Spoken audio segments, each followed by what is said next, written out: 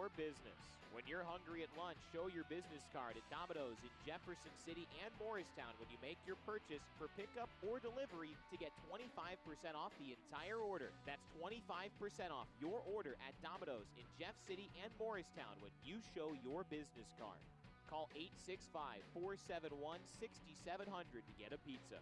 Domino's, the official pizza of the Carson-Newman Eagles.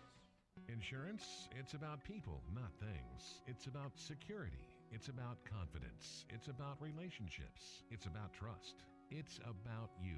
As a local independent agent, Bible Insurance Agency can design an insurance program that's just right for you and your family. Give the people you love safe, sound, secure protection from Auto Owners Insurance. Call Bible Insurance Agency 423-586-4320 or go by 1600 East Andrew Johnson Highway in Morristown.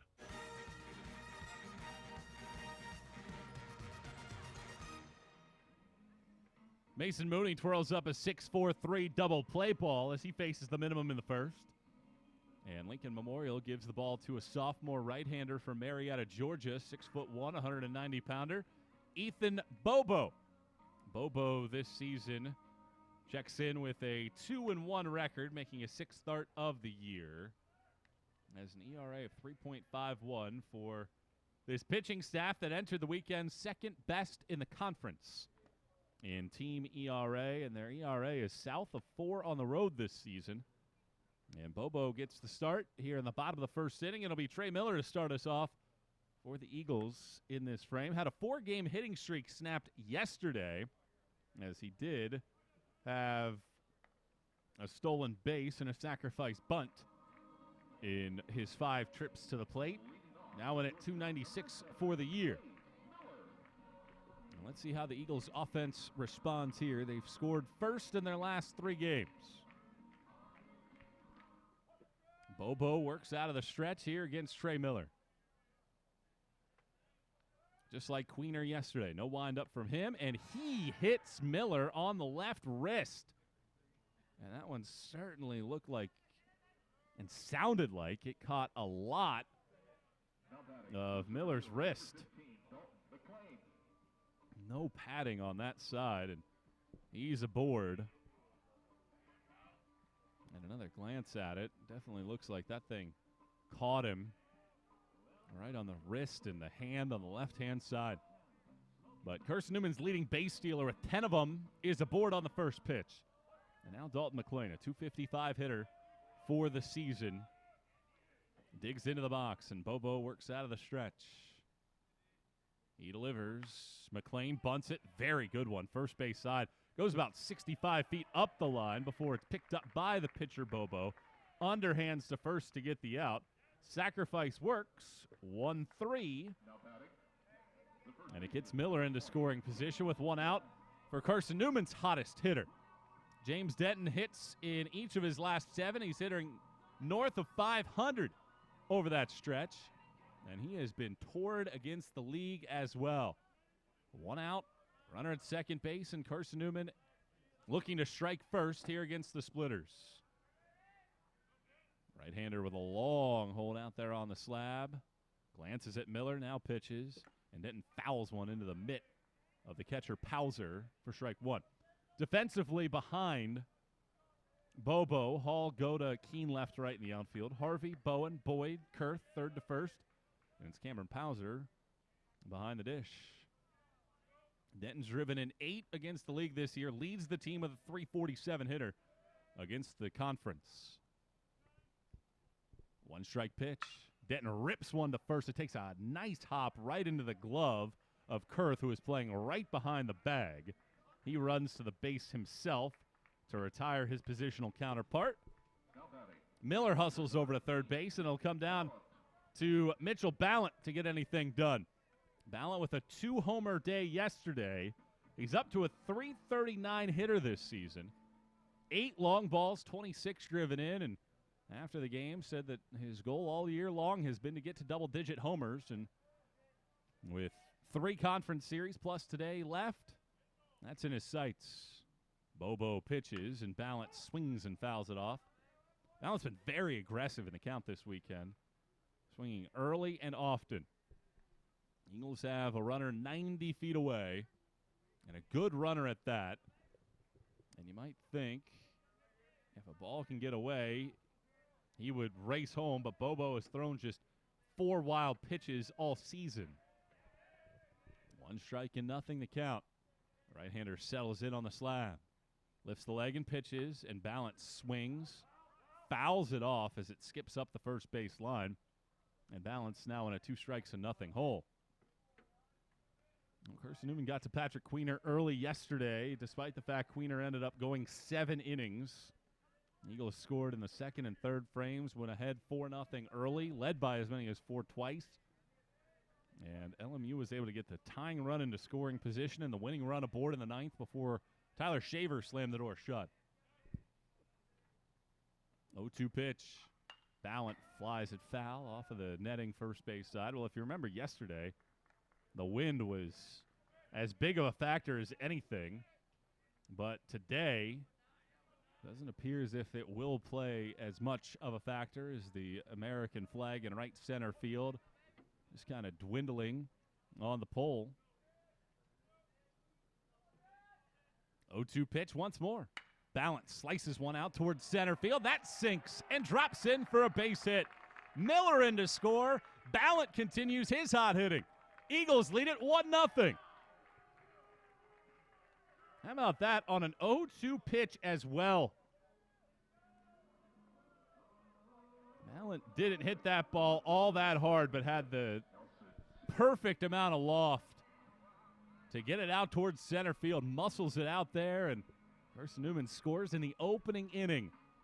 And the Eagles jump out to a 1-0 edge. And now here's Nelson Smith. Smith was on the base paths all 4 times he stepped in the box yesterday. 2 hits, a walk, and a hit by pitch.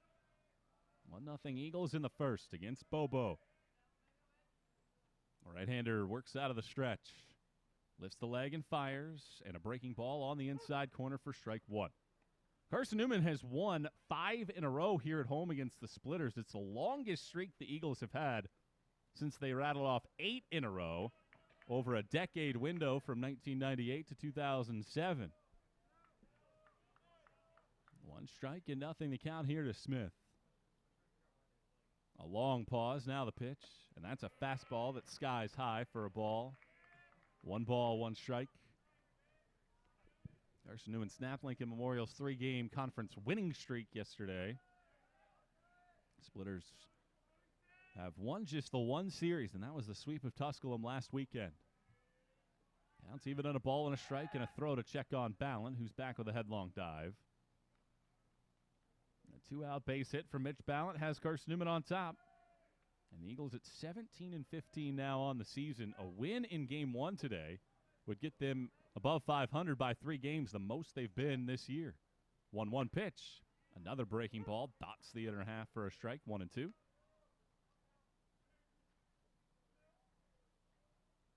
Well, last year, Smith hit .372, and after a bit of a slow start this season, his average is over 300 entering the day. 1 ball and 2 strikes. Bobo pausing. Now the right-hander pitches, and Smith slaps it foul, straight back into the screen. Count holds it a ball and 2 strikes.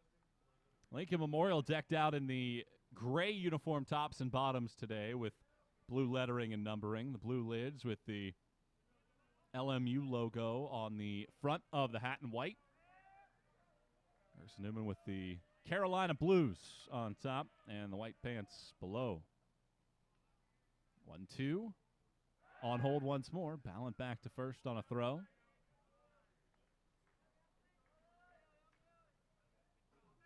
Well, Bobo really taking his time with runner on base here with 2 outs.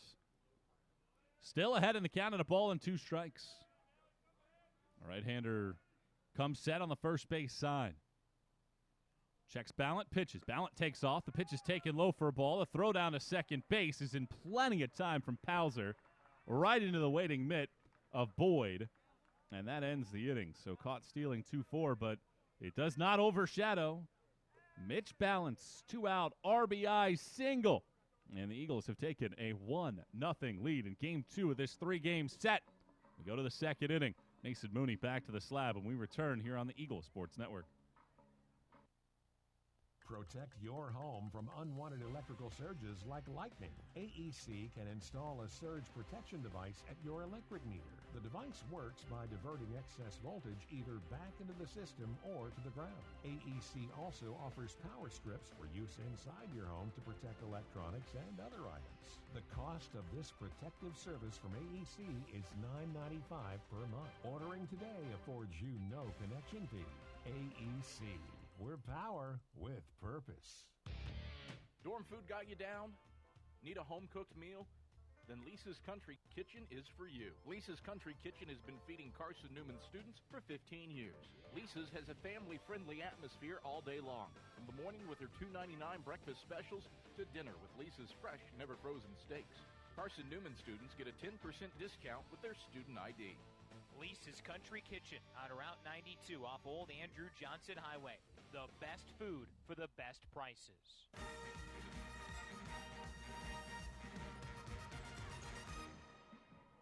Carson-Newman gets a 2-out single from Mitchell Ballant, and the Eagles lead at 1-0 as LMU steps back to the plate. Here in the second inning, Andrew Keene will get his turn. .323 hitter for the season. Yesterday, Keene was 0 for 4 with a sac fly. Mooney stretches, pitches, and Keene slices one out towards right center field. Lengthy run from Potts all the way to the fence, and it bangs off the netting in front of the scoreboard. And Keene homers for the 6th time this year, and LMU ties it on the first pitch of the second.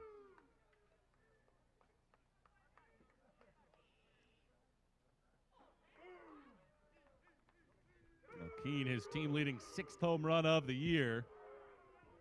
And the Splitters back on level terms at 1 apiece. First time this weekend we've been tied at anything but 0. And Cameron Pauser takes a curveball in the inside corner for a strike. So let's see how Mooney responds.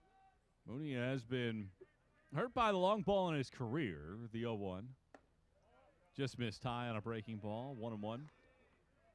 But despite that, if you know that he might give up 1 or 2 every now and again, better to be a solo homer.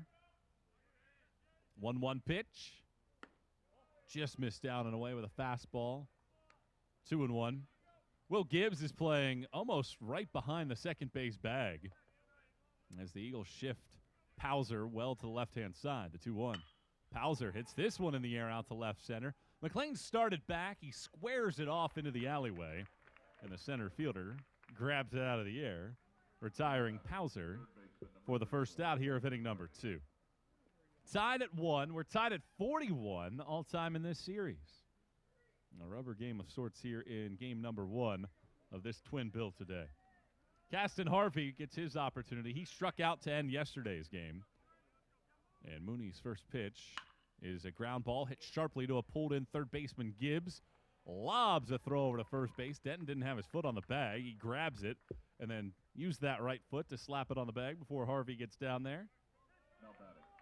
And with 2 outs now, Chris Hall. He gets his first start of the weekend. A hitter that hasn't seen a whole lot of time this year. Just 3 for 17 at the plate, making his 5th start of the season. A left-hand hitter in a 1-1 game in the second. First pitch to the left-hand hitter is a changeup that drifts outside for ball 1. A run and a hit for each side so far as Mooney wheels and deals, and Hall splashes it foul off the left-hand side. 1 ball and 1 strike to count. Well, certainly would be great to see Mooney bounce back after the leadoff home run to retire the next 3. The 1-1. Hall squared to bunt. Mooney doesn't get the call as the pitch just off the outer half. 2 balls and a strike. Mooney kicks the left leg and pitches, and Hall tied up on it. That ball nearly hit his hands as he swings and fouls it back as the count evens at 2 balls and 2 strikes. Well, one thing that Carson-Newman starter yesterday, Noah Pridmore, did was start the game well, the 2-2. Curveball misses down and away. Mooney thought it was strike 3, didn't get the call. The count runs full at 3-2. Pridmore retired 8 of the first 10 that he saw yesterday. Payoff pitch. That's on the outside corner. This time it is strike 3 called. And it ends the inning. Excellent pitch from Mooney. And despite the home run from Keene, he retires the next 3. And we're tied at 1 through an inning and a half. Carson-Newman and LMU locked up at 1 apiece here on the Eagle Sports Network.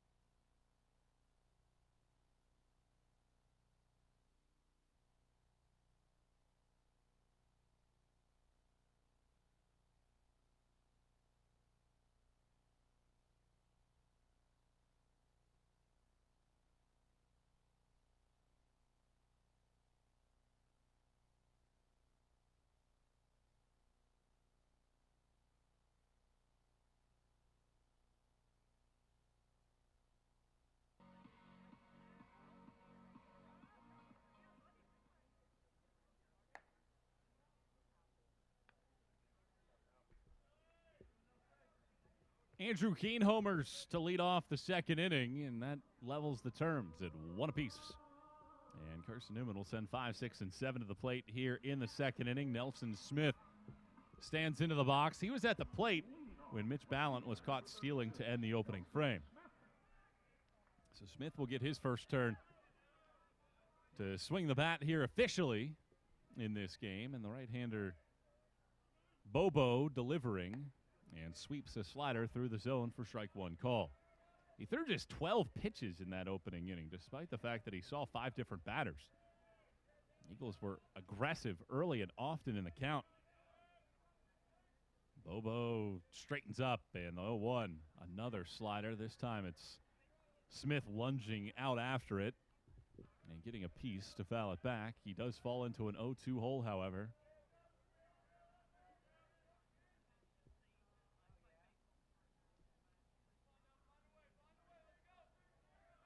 Bobo works first base side of the rubber after Queener was on the third base side yesterday, and his 0-2 is well off the plate with another slider. 1 ball and 2 strikes. Each team with a run on a base hit so far. Bobo, here's his 1-2, and it's fouled straight back by Smith. The ball and 2 strikes and holding. Now you have to think about Carson-Newman's opening day lineup and what you might have expected it to be, and that's a big reason why this team started the year 6-10 to begin the season and really struggled away from home right at the outset of the year. But in conference play, they've played their best baseball this season, 9-4 entering the day. 1-2 pitch again. Smith dribbles it third base side. It's a foul ball as it bounces off of his body. Carson-Newman enters the day in 4th place, 2 games behind league-leading Newberry in the league standings. Carson-Newman has been no more than 2 games out of first place at any point this season.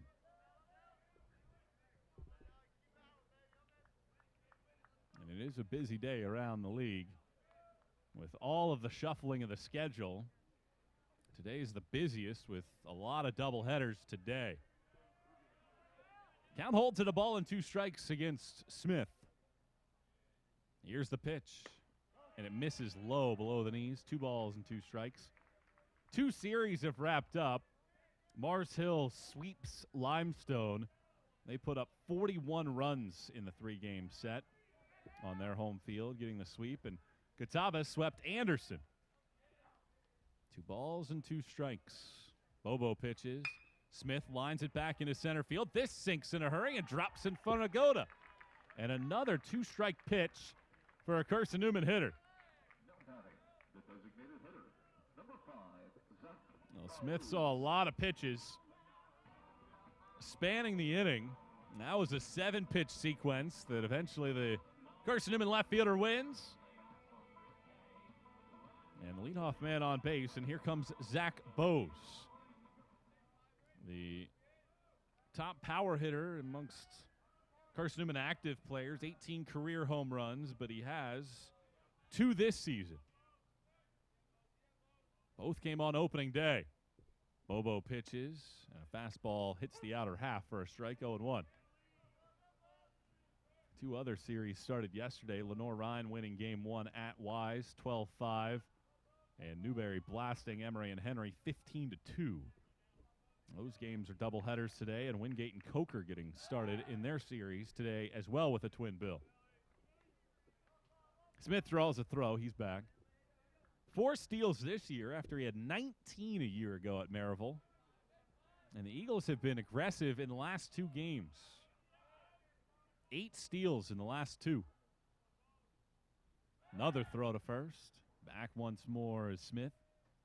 Carson-Newman had a grand total of 8 steals in the last 11 games, including 6 in a row without one prior to swiping 5 against King in the midweek.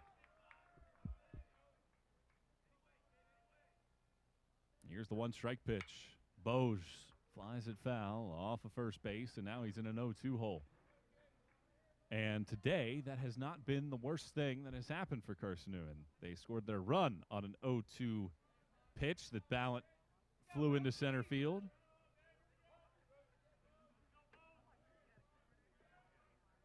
Tied at 1 here in the last of the second. Smith at first with nobody out. Bobo settles. 2-strike pitch. And Bo strikes out swinging on a breaking ball way down and away. He's down. And it's the first out of the inning.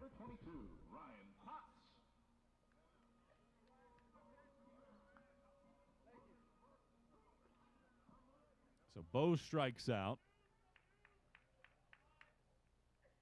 And with 1 out, here's Ryan Potts. A terrific defensive play yet again against LMU. There goes the runner. Potts fouls it off. And it's 1 strike and nothing.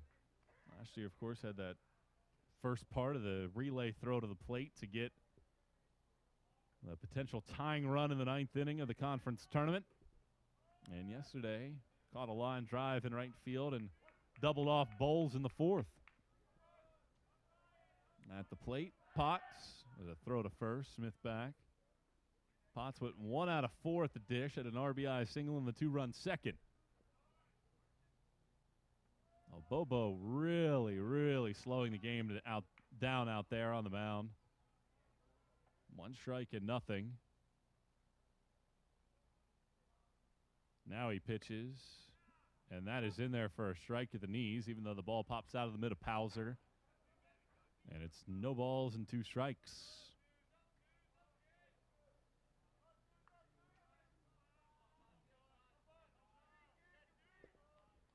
Well, Bobo would not be a fan of the regulations that are going on in Major League Baseball with the 20-second pitch clock as he throws here and misses outside and away.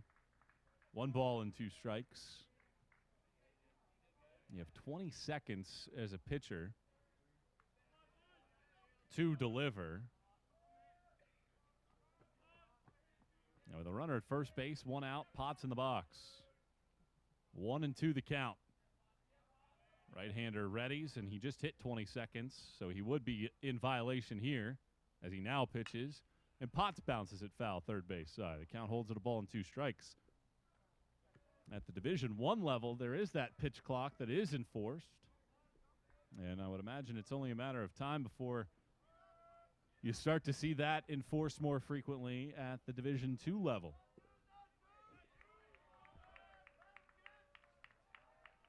One ball and 2 strikes to count. Bobo pitches. Potts strikes out swing. Similar pitch to the Bose offering.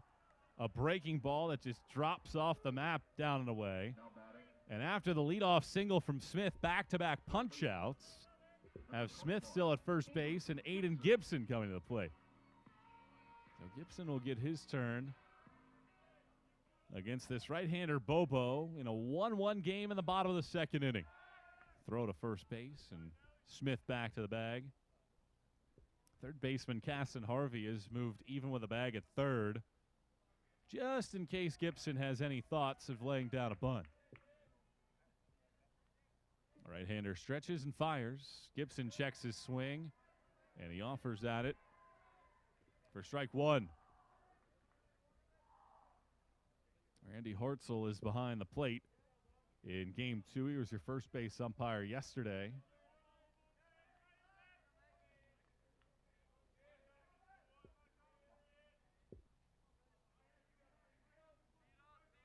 One strike and nothing. Bobo ahead in the count again as he pitches. This one bounces up there. Smith takes off. Throw down to second base. Not in time. That was a good recovery by Pauser behind the plate. But when the ball hit the ground, Smith took off, and he slides into second base just ahead of the tag by the second baseman Boyd.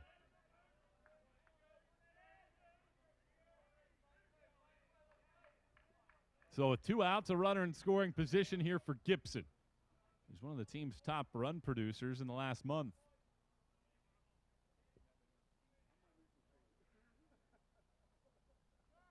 Bobo pauses.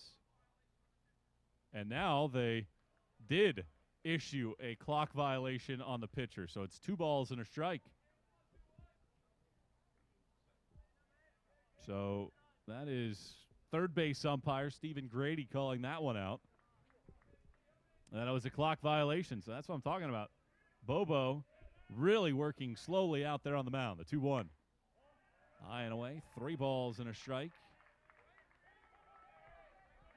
And you saw it on opening day across Major League Baseball. There are some pitchers that aren't quite adapted to that, and the pitch clock really had them get out of sorts with runners on base. Bobo behind at 3-1. Looking at second base. He pitches, and Gibson dribbles it to third base. Harvey picks on the grass, throws to first, and that ends the inning. So the Eagles get the leadoff man on base, but despite a steal, he is unable to go any further than second, and the Eagles held off the board in the second inning. We're through 2. We're tied at 1 in game 2 of this 3-game set. Eagles looking to win the series here this afternoon with the Eagles and Splitters tied at 1. We're back to Mossy Creek in a moment.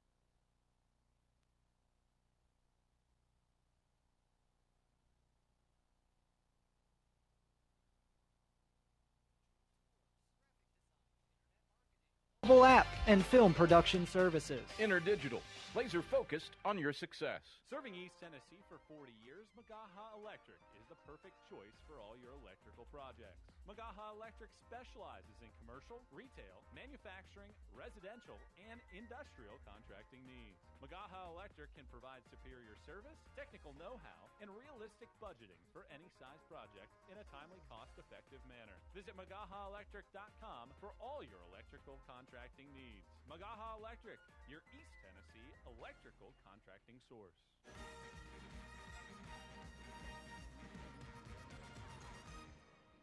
We're tied at 1 as Lincoln Memorial comes to the plate in the third inning of game 1 of this twin bill here today.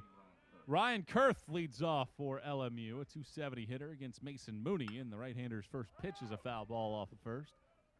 For strike 1.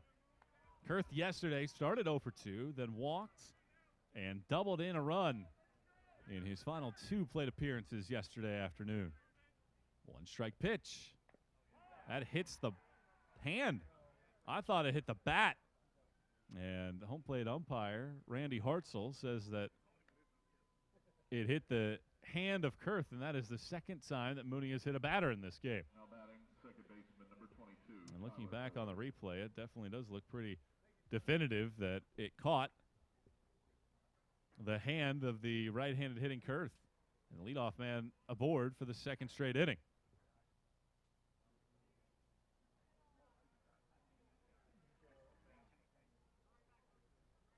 Kurth taking his time to get down to first base. And now Tyler Boyd, the 9-hole batter this afternoon, who was on base twice yesterday, gets his turn. We're tied at 1 here in the 3rd inning. Mooney has given up base runners in every frame now here in the 3rd. Right-hander pauses on the first base side. He pitches. Boyd bunts. It is a foul ball for strike 1. This is the 2nd time Mooney has pitched against LMU in his career. Last year, he was really good. 5 scoreless innings, 5 strikeouts. Scattered just 3 base hits. And the year before that, 3 innings of 1-run baseball for Coach Tom Griffin's crew. 1 strike and nothing here to Boyd as he square for another bunt. Mooney steps off and throws the check on Kurth. 4 stolen bases this year for him. And I mentioned yesterday, this is a very aggressive base-running LMU group. They're top 15 in the country, entering the weekend with 72 steals this season. 0-1. Swing and a miss. Boyd was not squaring to bunt that time around. And Mooney gets ahead at no balls and 2 strikes with the top of the order awaiting in the on-deck circle.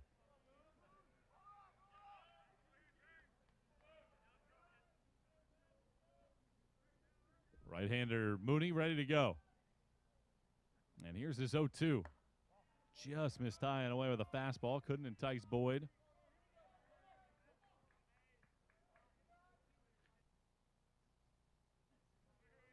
One ball and 2 strikes, the count. Runner at first base, Kurth. Mooney pitches. It's a high pop-up. Right side of the infield. Now to the grass goes Gibbs. And the second baseman there to make the catch. And that retires Boyd. And that is a very nice first out of the inning for Mason Mooney. And with 1 out and a runner at first base, here's the leadoff hitting Colin Goda. A line out to right field in the opening frame. Deadlocked at 1 apiece. Here in the top of the 3rd inning with a man at first and 1 out. Mooney stretches and pitches, and he misses outside again with a fastball. Hasn't gotten some of those calls that he's been accustomed to getting in his career. Pitcher that typically works the edges against hitters. 1-0. Swing and a miss. This time he pulls the string on it with a changeup. Fastball slider changeup for Mooney. This is his 37th career appearance for Carson-Newman after he began his career at West Valley Community College. Was honored a part of Senior Day festivities yesterday. Throw to first base again. Checks on Kurth.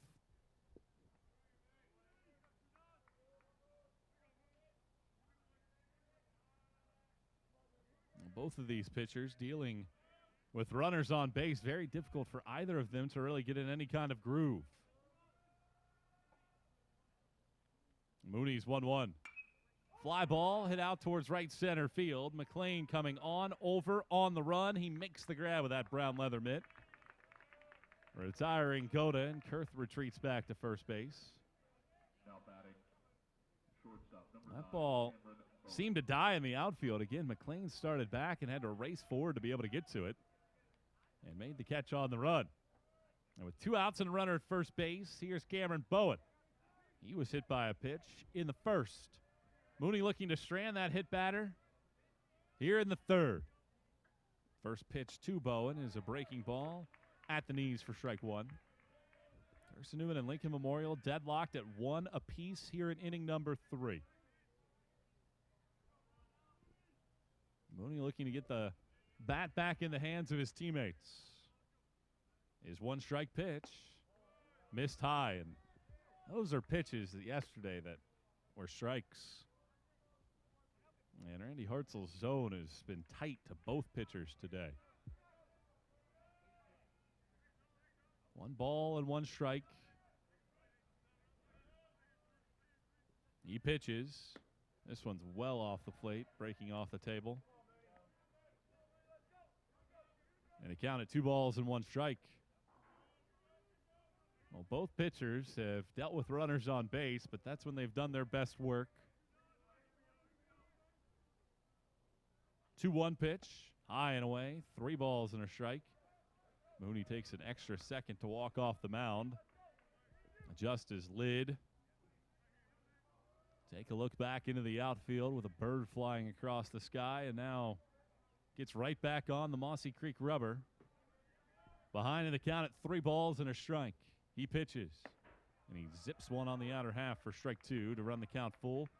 Denton will retreat behind Kurth at first base, and Lincoln Memorial's base runner will get a head start with a game tied at 1 here in the 3rd inning. 2 outs, 3 balls and 2 strikes.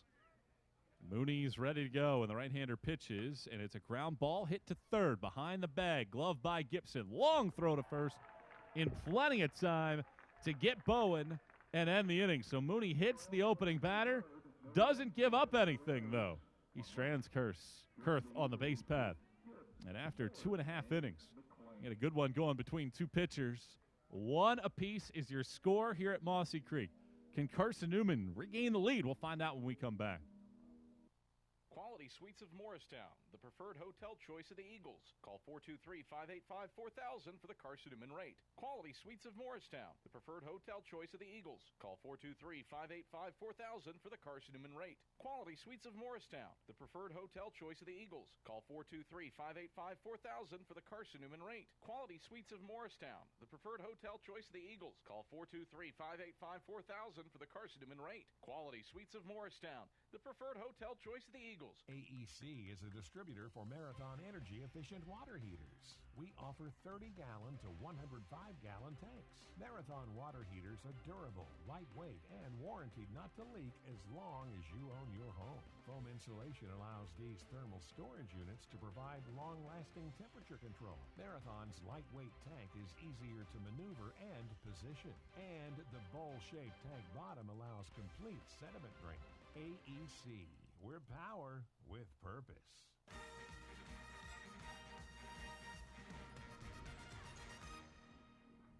Will Gibbs is the only man not to hit so far for either side, but he'll lead off the bottom of the 3rd inning for Carson-Newman, a .287 hitter this year, 16 RBIs.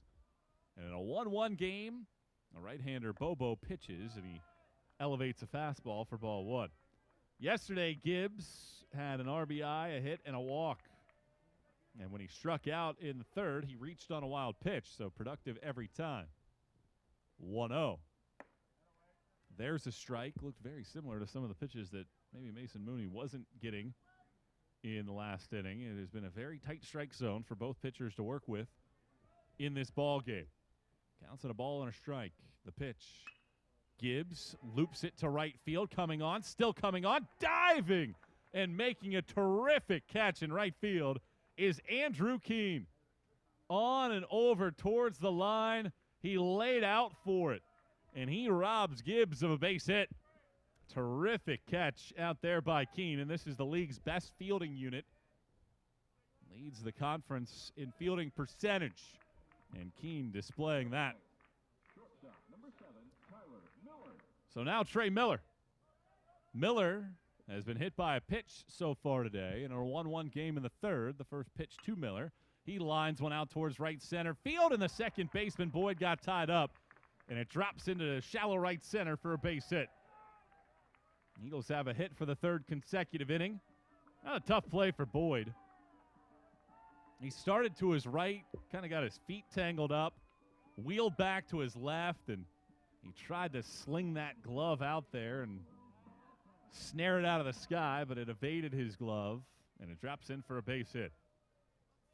So a 1-out base runner is Miller with 10 stolen bases, and here's Dalton McClain. A sac bunt, his only time at the plate, and he takes a first pitch breaking ball in the outside corner for strike 1.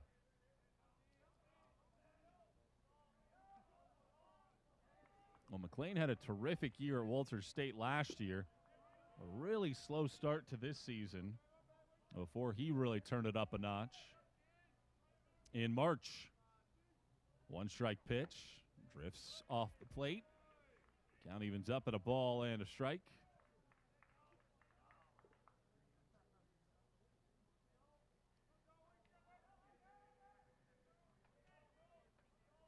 McClain ended up hitting .308 in March. Here's the 1-1.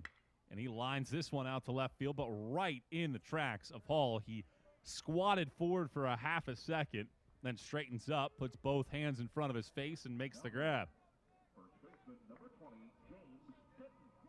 So with 2 outs and a runner at first, James Denton will stand in. A ground out to first base in his first trip. 1-1 is your score here in the third. Carson-Newman scored first. LMU answered right back in the second. Miller over at first, draws an opening throw from Bobo, and Miller back. Wouldn't be a surprise to see Miller take off. With the score tied at 1 here in the third inning. Another throw to first base. Once again, Miller sprawls back to the bag.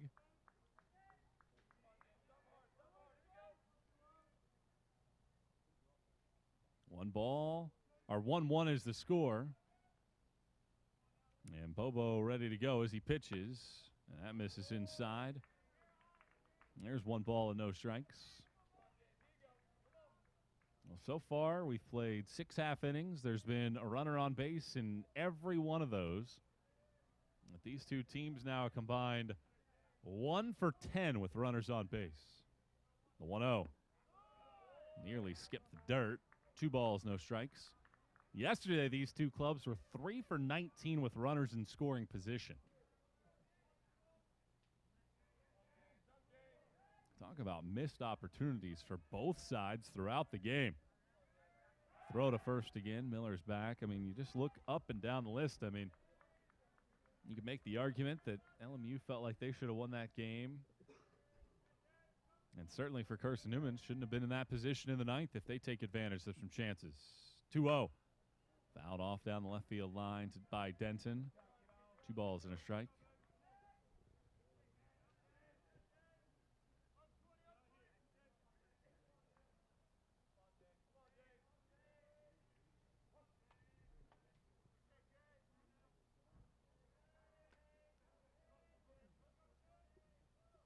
Bobo pauses here with a 2-1 pitch. He turns it loose, and Denton flies it foul off of third again, and the count's even at 2-2.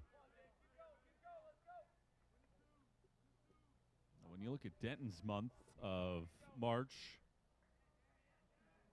he hit 340. The man in the on-deck circle, Mitch Ballant, hit 346. Eagles got some good production from the heart of the lineup. 2 balls and 2 strikes to count. The pitch. Denton checks his swing on a curveball in the dirt. He lays back. And they ring him up. I didn't think that he went at all. But umpire Stephen Grady says indeed that he did. And it certainly does not look like he did at all, based off the replay that we just saw. But the umpire rings him up. And Carson-Newman strands a runner at first base for the second time here today. We're through 3. Tied at 1 on the Eagle Sports Network.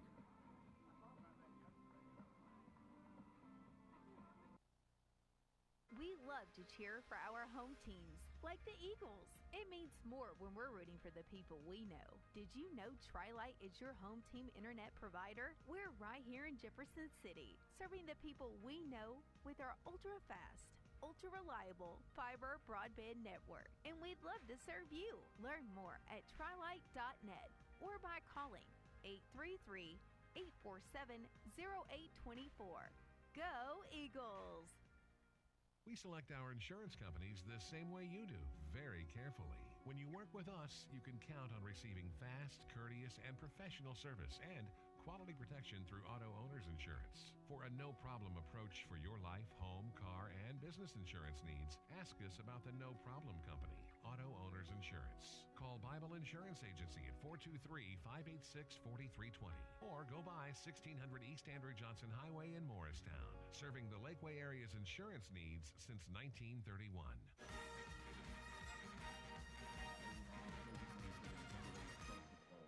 Carson Bowles leads off the 4th inning for LMU in a 1-1 game, and Mason Mooney starts him with a curveball at the knees for strike 1. Mooney just delivering pitch number 37 of his day. 3 innings, the home run allowed, and a strikeout. 1 strike pitch.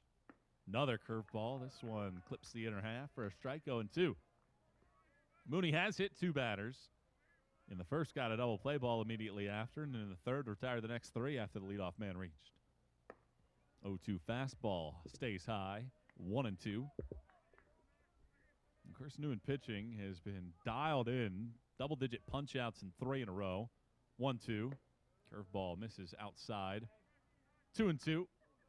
Last time the Eagles had a string like this, you go back to 2020, Eagles had 5 in a row and 11 in 25 games before the shutdown. 2-2 pitch. Hit back up the middle over the mound and skipping off of the turf into center field for a base hit. So the leadoff man reaches for a 3rd straight inning. Bowles has a 10-game hitting streak. Right fielder, number 11, Andrew Key.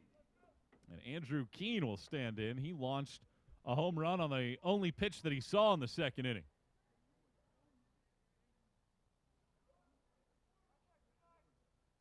So Keene will stand into the box. Right-hand pitcher and the right-hand batter. And the first pitch from Mooney is a strike at the knees. Throw down to first. Bowles back. Bowles has 4 steals this year. And everybody in this lineup, I mentioned it yesterday, it's a prerequisite to be able to steal bags. And 1 through 9, anybody can do it. 1 strike pitch. Misses outside with a fastball. Again, a pretty good-looking pitch. And Mooney just not getting that outside strike to right-hand hitters. Tied at 1 here in the 4th inning. A runner at first base, nobody out. Mooney's 1-1. Lifted down the right field line. Foul. Out of play, 1-2. Well, this feels like one of those games that the first team to put up a couple runs in an inning is more than likely going to win. It's been back and forth on the mound. 1-2. Yanked to left field. That's in for a base hit. Smith over to cut it off. Rounding second, stopping there is Bowles. Back-to-back singles have started the 4th inning for the Splitters. Now batting catcher, number 37, Cameron Hauser. And both have been on 2-strike pitches. So here's the catcher, Cameron Pauser. Pauser will get his opportunity, and you wonder if there will be a bunt shown here by Pauser.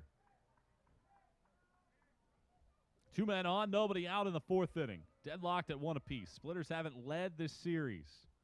The pitch. This one grounded back up the middle. Gibbs backhands. Takes it to the second base bag himself. Throws to first. That is a clutch double play. All by himself. Gibbs 4-3 on the Twin killing.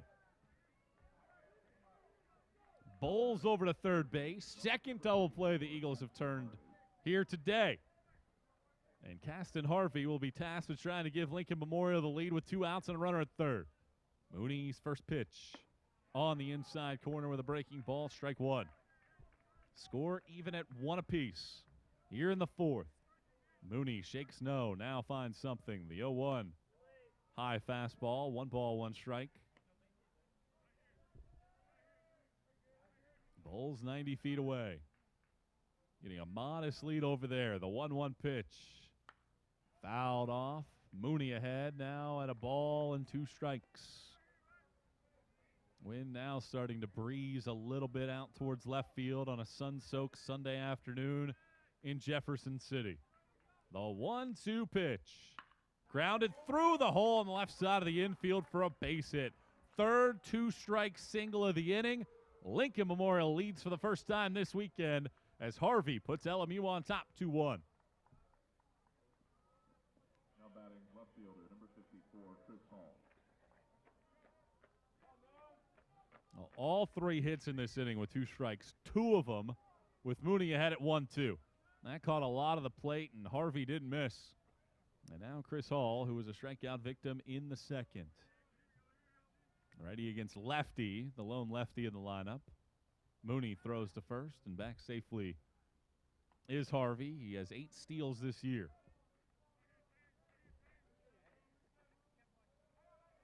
Well, Mooney threw his first 50 pitches Has given up 2 runs. Needs to buckle down here as he pitches, and Hall hits it back up the middle to his left. Sliding effort by Miller, and a nonchalant underhand throw to Gibbs at second base to end the inning. But it comes a batter too late. LMU takes the lead. Harvey's RBI single as the Splitters on top for the first time this weekend. It's a 2-1 game. How does Carson-Newman respond? Balance starts it off when we return on the Eagle Sports Network. When you're sick and tired of fast food and need a fresh home-cooked meal, turn to Lisa's Country Kitchen. Lisa's been cooking up her fresh, never-frozen food for the Lakeway area for more than 15 years. Lisa's cares about her customers.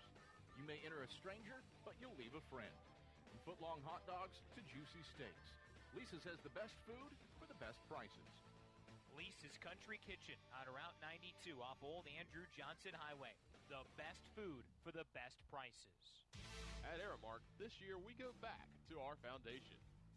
At Aramark, we are great food and great service with great guests. That is the Aramark way. From coffee at Maples to sandwiches in Stokely, Aramark is here to produce high-quality food for you. A foundation of fresh food, a foundation of speedy service, and a foundation that's built for you, now and for the future. That is the Aramark way.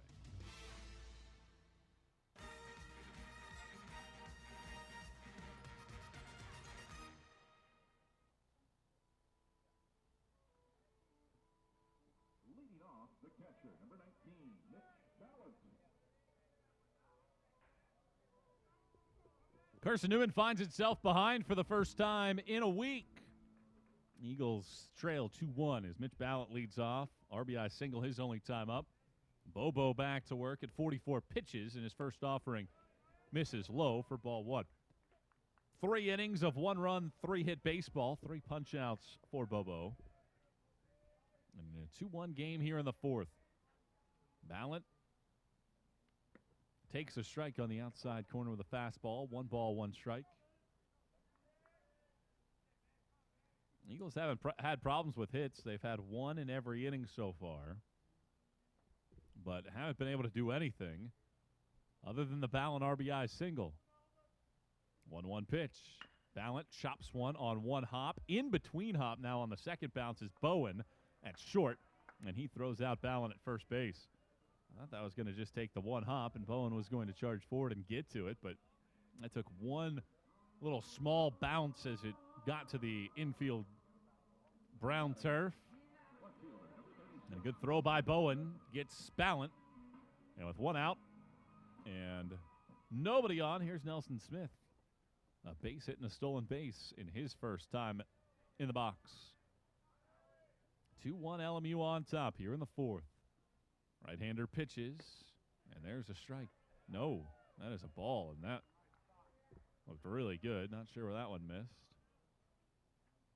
LMU has not won here since March 11th of 2019. They were swept in 4 games in 2021. 1-0. Smith chops the ball off of the plate, foul. Eagles yesterday played their 8th 1-run game of the year. In game number 32 of the season. And a lot of tight tussles for the Eagles this season. Not a new spot here, down 2-1 in the 4th. 1-1 pitch. High, check swing from Smith. An appeal to Harvey as well, and he did not go. 2-1.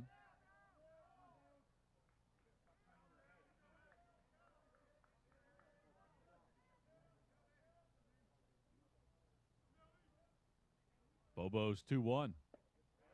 Looping breaking ball at the knees on the inner half for a strike. 2-2.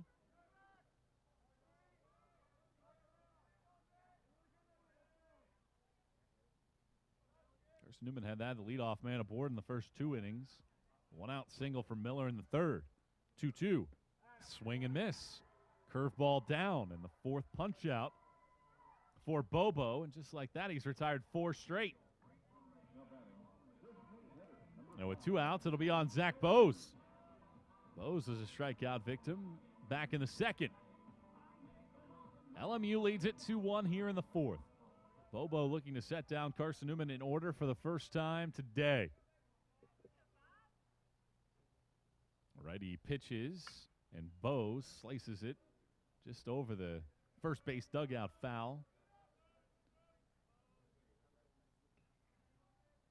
Eagles have not been retired in traditional 1-2-3 fashion this weekend so far. Queener did face the minimum in the 7th, got aided by a caught stealing. And Bo swings and misses on a high fastball. It's 0-2.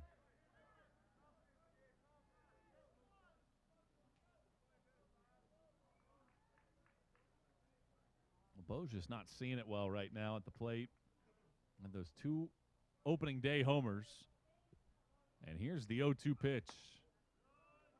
This time Bobo pulls it across the outer half for a ball, 1-2.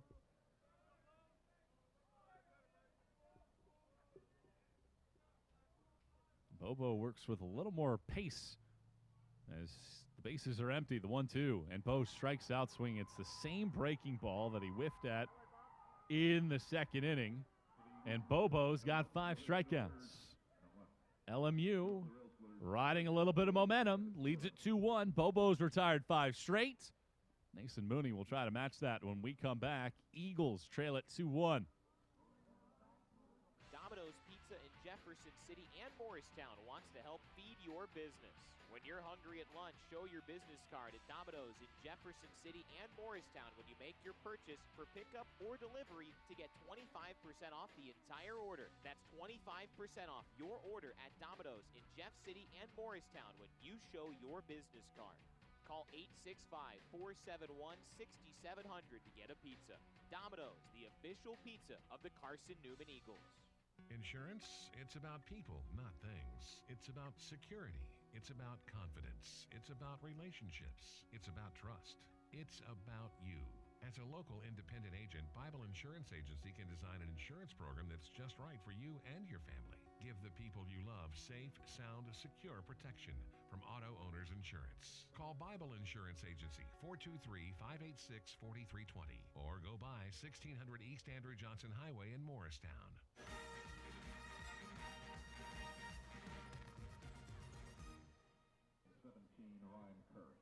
5th inning we go. Lincoln Memorial leads at 2-1 as Mason Mooney back to work here in this inning. And the right-hander's first pitch is a swing and a miss by Ryan Kurth. He was hit by a pitch to lead off the 3rd inning, but never moved as Mooney retired the next 3.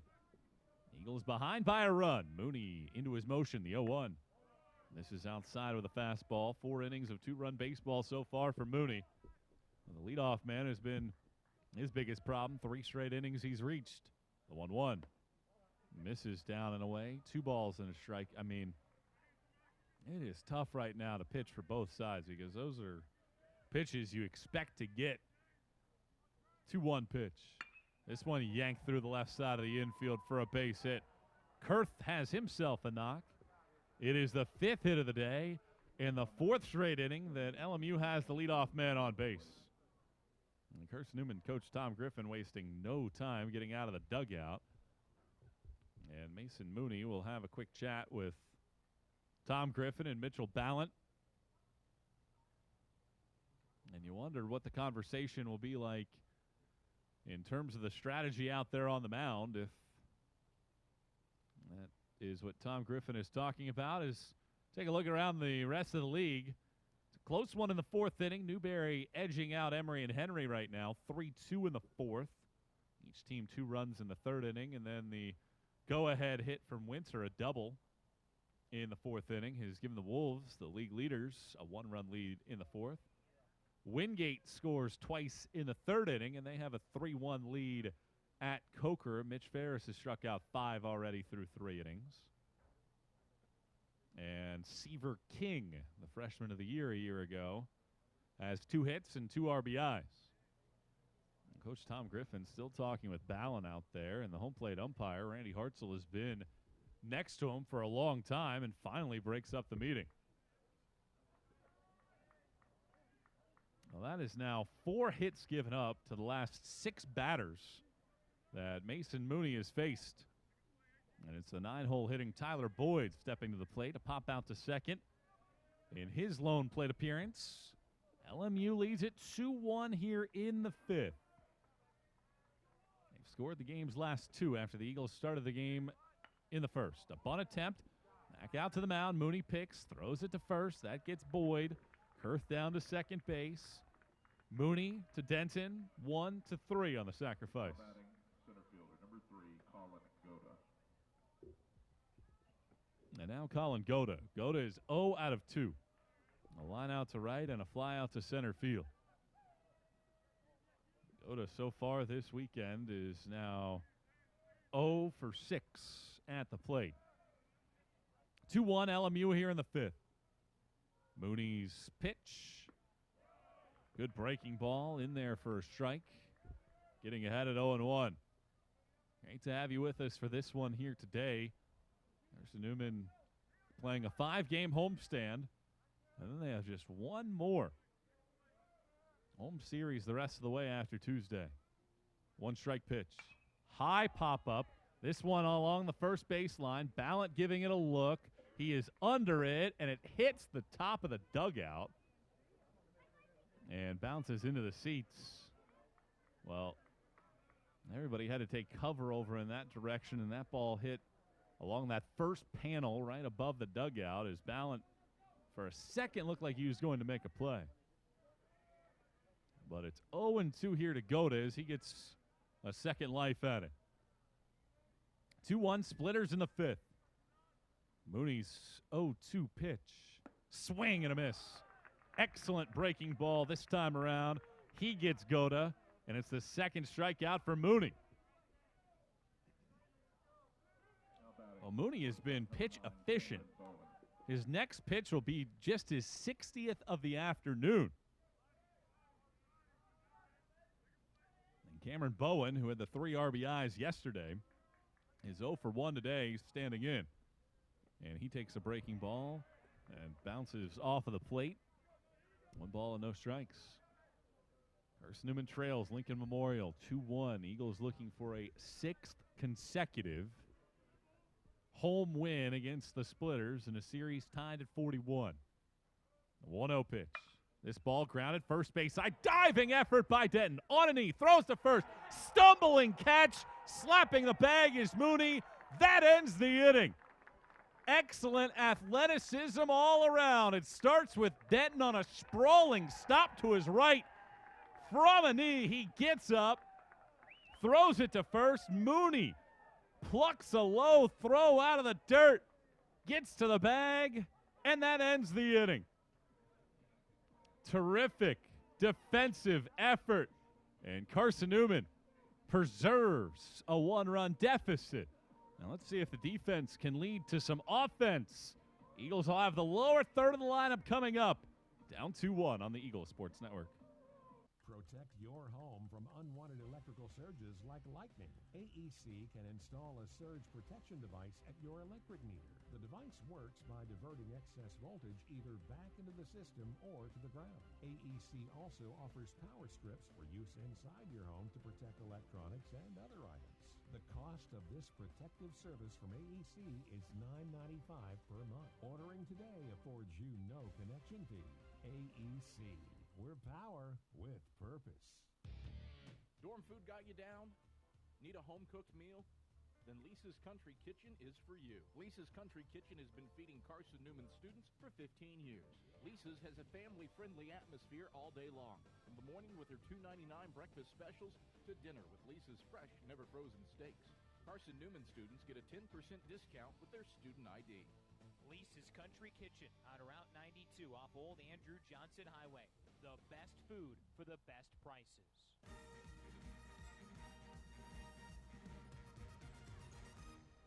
Carson-Newman trails LMU 2-1 as they come to the plate in the bottom of the fifth. And Ryan Potts takes the first pitch fastball for strike 1.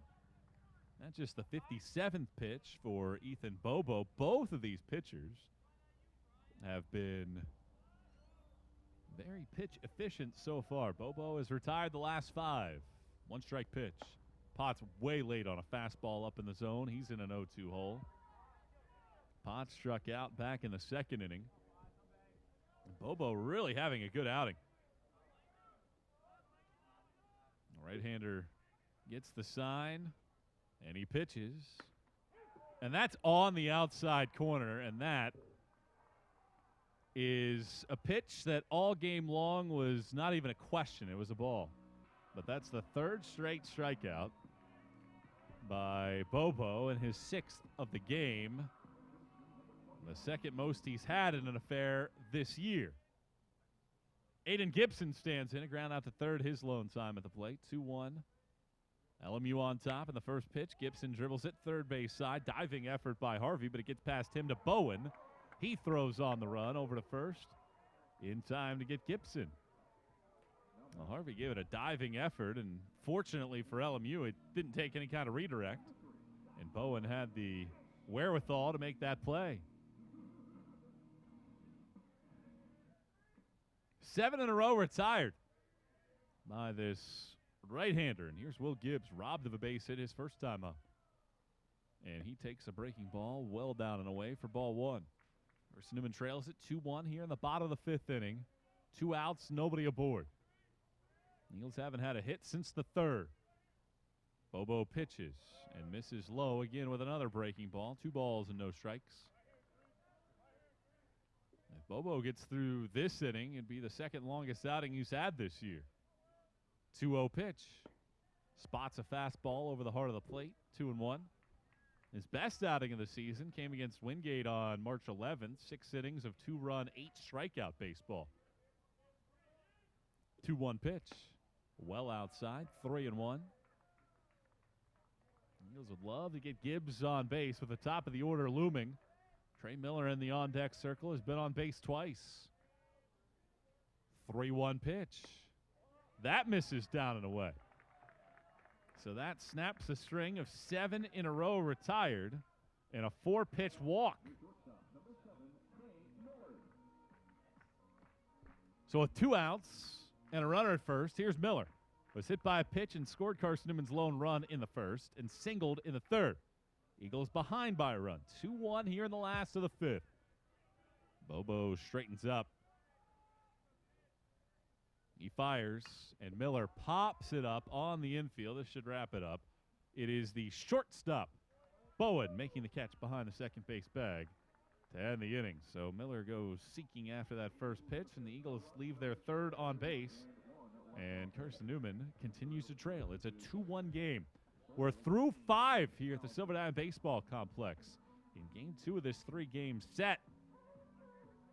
Mason Mooney back to the slab when we return on the Eagle Sports Network.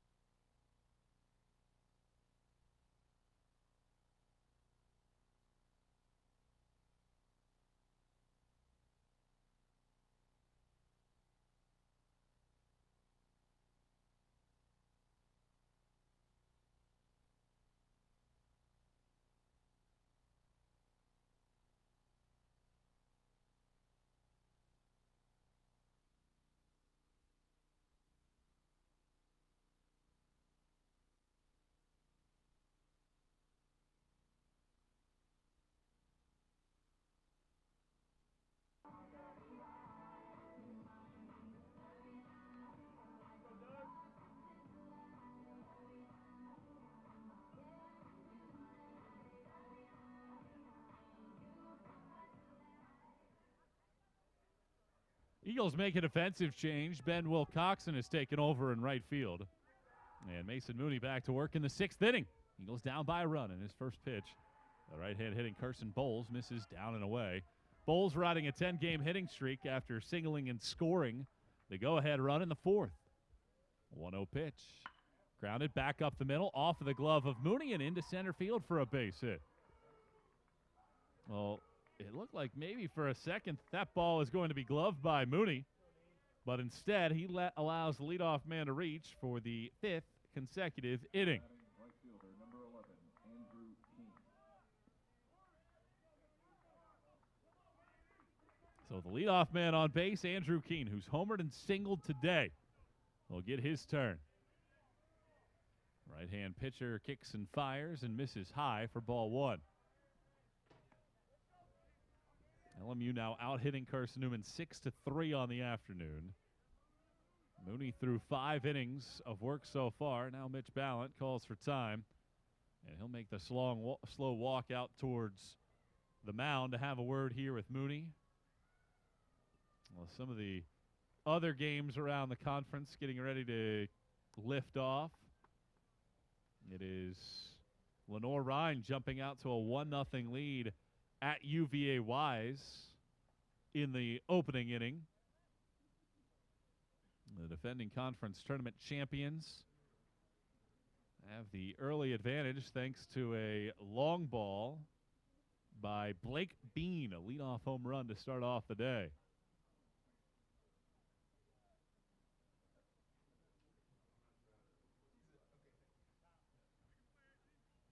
And now Travis Tingle's out of the dugout, and it looks like Carson-Newman is going to make a pitching change. So the Eagles will bring in a new pitcher. Mooney's day done.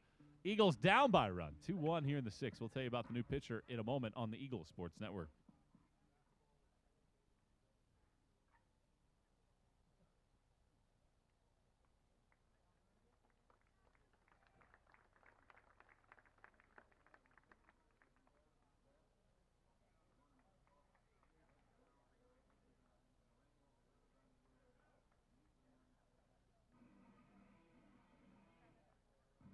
Now pitching for the Eagles, number 24, Jackson Harmon.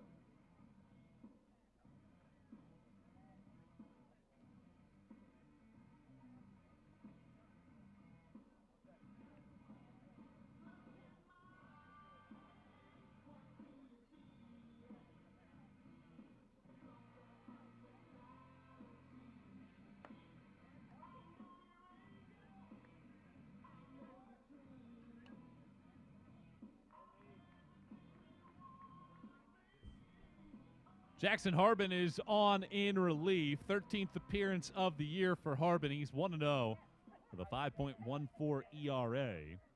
And he comes in with a runner at first base. He inherits a 1-0 count on Andrew Keene.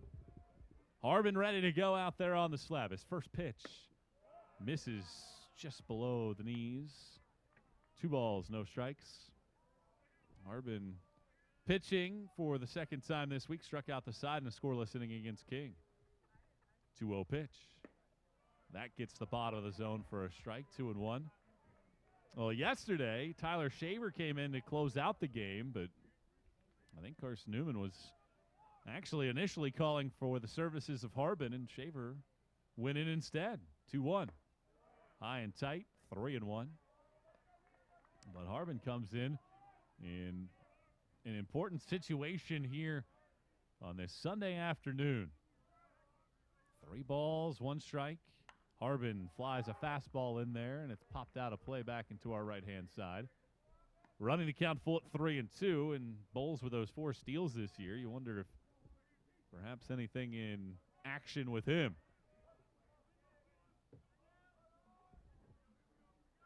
3 balls and 2 strikes. Harbin pitches. Runner takes off. Swing and a miss. Strike 3. Throw down to second base. And now he is out at second base. On the throw out. Excellent throw by Ballant down to second. And it's the old strike him out, throw him out. Well, Ballant made an excellent throw down. And a caught stealing. And with 2 outs and nobody on, here's Cameron Pauser. And he swings the first pitch, flies at first base side. This one heading toward the seats. And it will get into the seats, about 5 rows up for strike 1. So that officially closes the book on Mason Mooney. 5 innings, 2 earned runs on 6 hits. He hits 2 batters and strikes out 2. Pretty good effort considering the amount of traffic he dealt with. 1 strike offering. Pauser takes low and off the plate. 1 ball, 1 strike.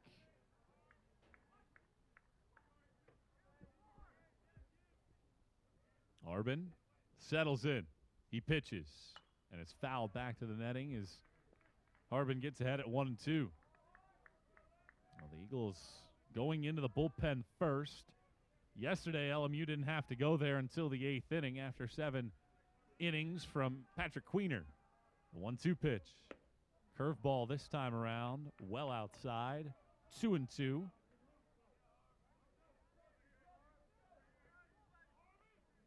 Harbin gets the sign from Ballant. The right-hander straightens up the 2-2 pitch. This was a rocket leaping effort by Gibbs, but it's into right center field for another base hit. Gibbs, for a second, looked like he might have had a shot to get that one. Instead, it's the 7th hit of the day.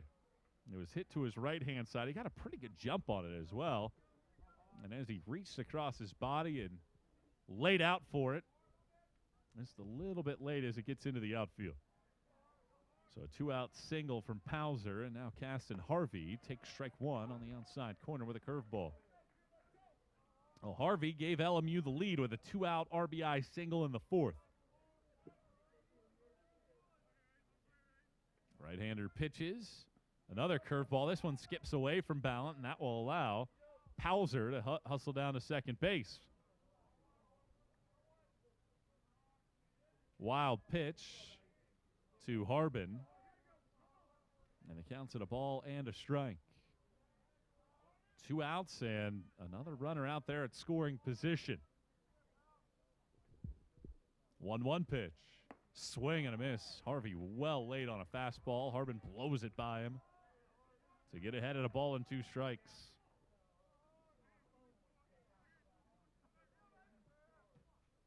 Harbin looking to dial this thing in. 1-2 the count. He pitches. And it's a chopper off of the plate foul, first base side. Looked like a curveball, and Harvey waited as long as he could to get a piece.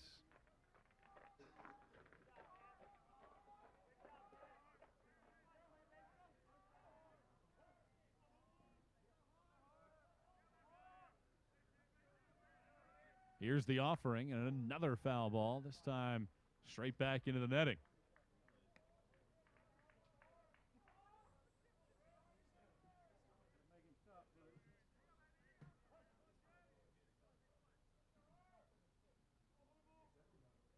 One ball and 2 strikes. Harbin holds. Checks second base. Now he pitches. And Harvey hits a high fly ball to left field. Smith back to the warning track, has room, and he makes the catch to end the inning. So Harbin comes in, deals with some traffic of his own, but leaves the man out in scoring position and keeps this tally at a 1-run ball game. LMU leads it 2-1. Carson-Newman has the 2, 3, and 4 spots hitting the bat rag. Can Carson-Newman pull level or take the lead? We'll find out when we come back on the Eagle Sports Network.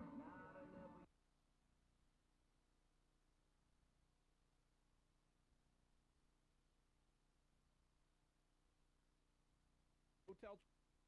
Call 423-585-4000 for the Carson-Newman rate. Quality Suites of Morristown, the preferred hotel choice of the Eagles. Call 423-585-4000 for the Carson-Newman rate. Quality Suites of Morristown, the preferred hotel choice of the Eagles. Call 423-585-4000 for the Carson-Newman rate. Quality Suites of Morristown, the preferred hotel choice of the Eagles. AEC is a distributor for Marathon energy-efficient water heaters. We offer 30-gallon to 105-gallon tanks. Marathon water heaters are durable, lightweight, and warranted not to leak as long as you own your home. Foam insulation allows these thermal storage units to provide long-lasting temperature control. Marathon's lightweight tank is easier to maneuver and position. And the bowl-shaped tank bottom allows complete sediment drain. AEC, we're power with purpose.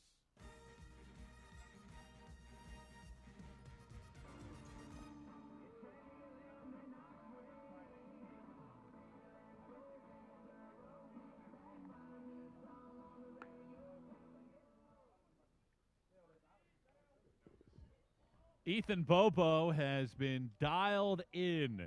Gave up a 2-out single in the first inning that allowed Carson-Newman to take a 1-0 lead, but has given up just 2 hits since. Is here in the bottom of the 6th inning. He'll get Dalton McLean in the number 2 hole of the lineup. To start it off, McLean 0 for 1 on the day. 2-1 LMU on top in the 6th. Bobo's first pitch.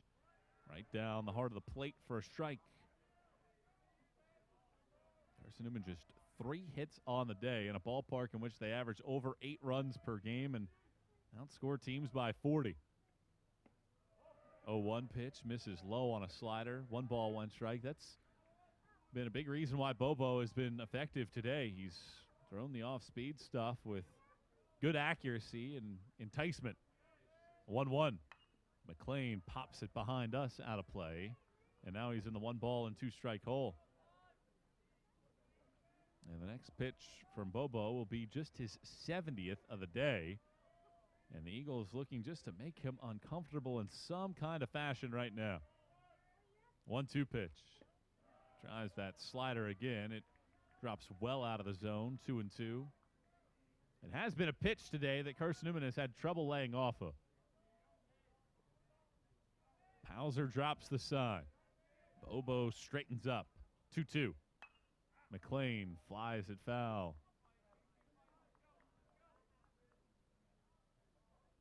Count holds at 2-2.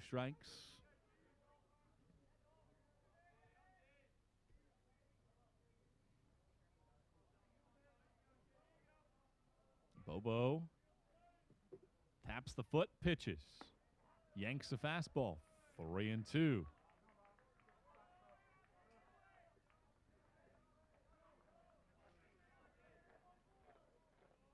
Well, here's an action pitch. Eagles love a leadoff base runner. The payoff pitch. McLean rips it to third. Good sliding stop by Harvey, the third baseman. Throws to first on a hop, and it is in time by a step to get McLean. And an excellent defensive play by Harvey.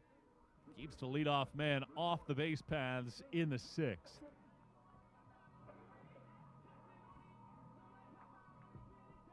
So with 1 out and nobody on, here's James Denton, his 7-game hitting streak on the line here in the latter going of this one. Right-hander pitches. Denton squares to bunt. A curveball misses outside. That's ball 1.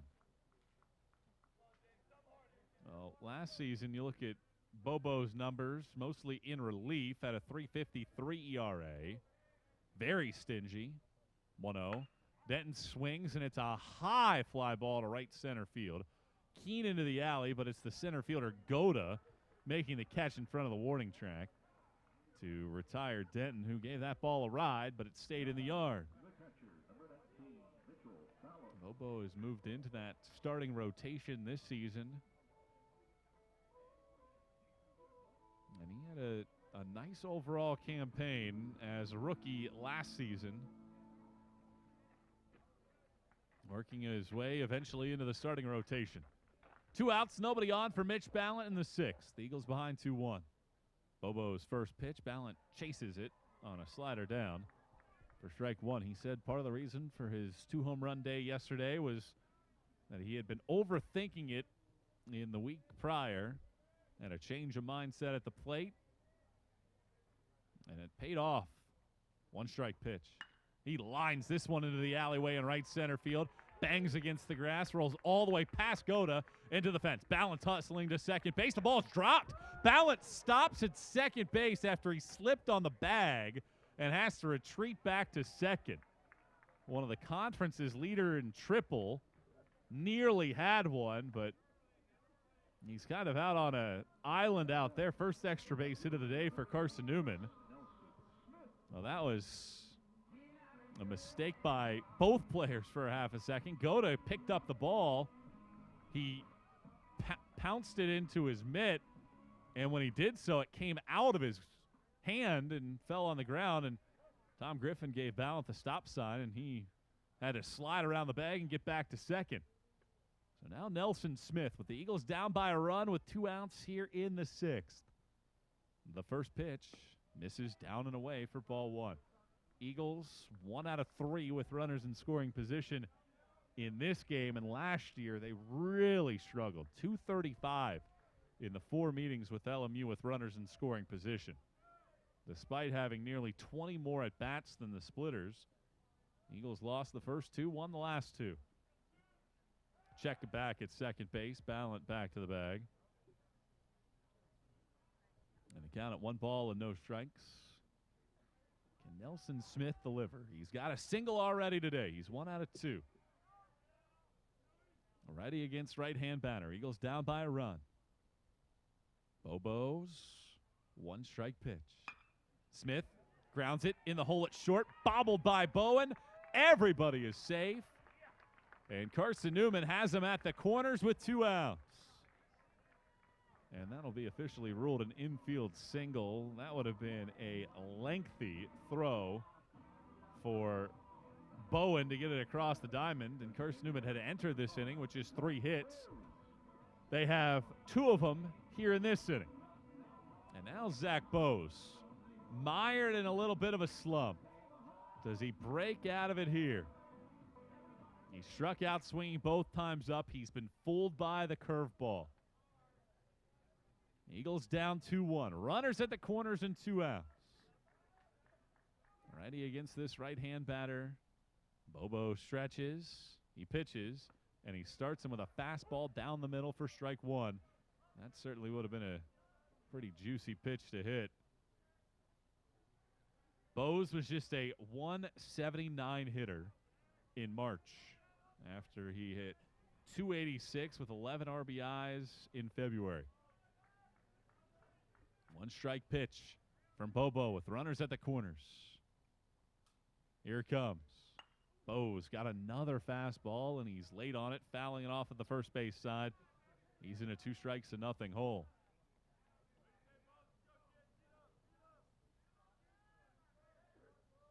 Okay, and one of Carson-Newman's seniors and one of the stalwarts in this lineup the last 4 years deliver.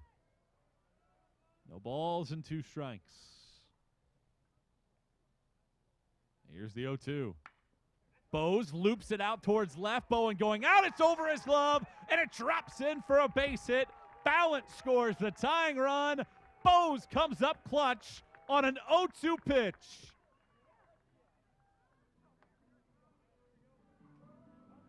Well, he had been fooled twice by that off-speed pitch. This one catches a lot of the plate. And Zach Bose delivers. I mentioned he had been in a bit of a slump, but no longer. Eagles pull even at 2 in the 6th.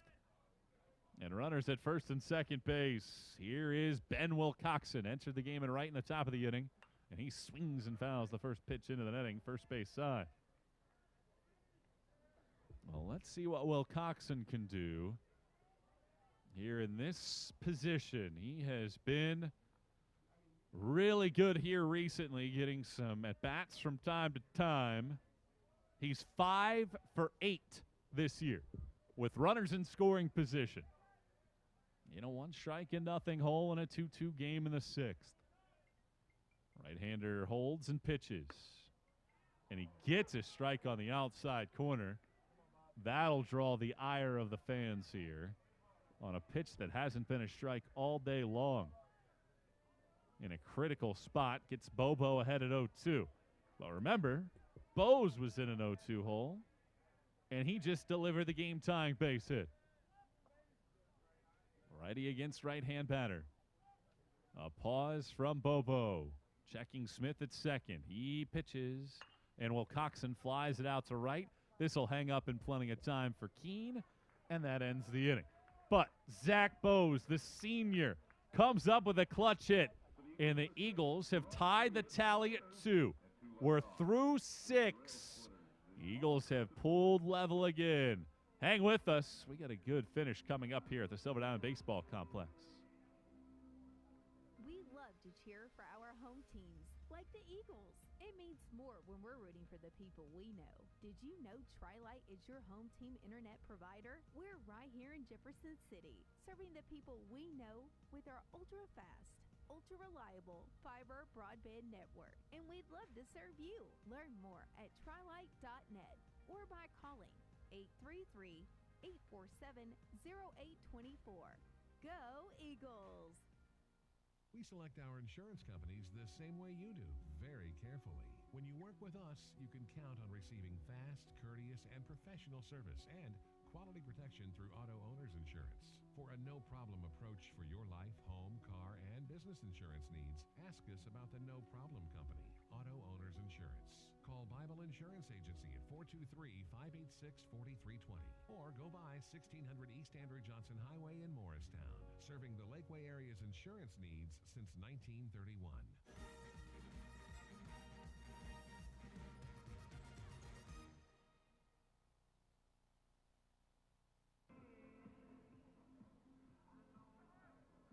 Zach Bose's 2-out, 0-2 single has leveled the terms at 2 apiece. And now here in the 7th inning, Chris Hall leads it off as Jackson Harbin back to work in relief. 2-2 game. The first pitch to Hall is a swing and miss. Hall is 0 out of 2 so far today.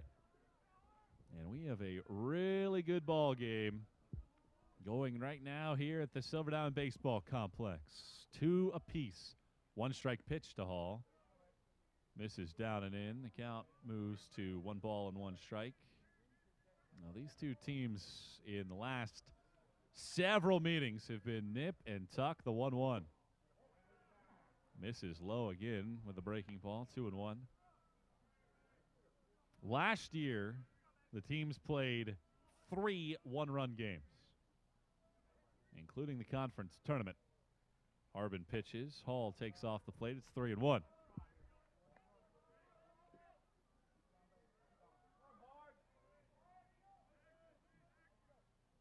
6 of the last 7 meetings overall have been decided by just 1 run. The pitch.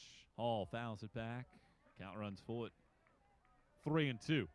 2 runs, 7 hits, 4 left on base for LMU. 2 runs, 6 hits, 5 men left aboard for Carson-Newman. All 0 for 2 today. The left-hander awaits this pitch from Jackson Harbin. Here's his payoff pitch, and it's hit sharply past it. Ivan Gibson inside of the third base bag and down in the corner. Hall hustling for second. Smith's throw back into the infield late. Hall into second base with a leadoff double here in the 7th. Well, Hall perfectly placed that one. It was a sharply hit grounder, and Gibson right along the line. Anything a couple inches toward the second base bag, Gibson at least gets a glove on it.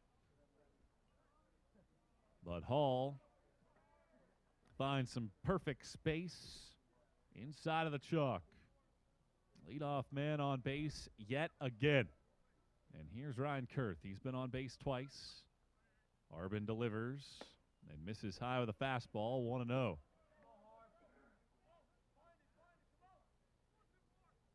Now that is now 6 times in 7 innings the leadoff man has been on base. And for Carson-Newman to have only given up 2 is incredible.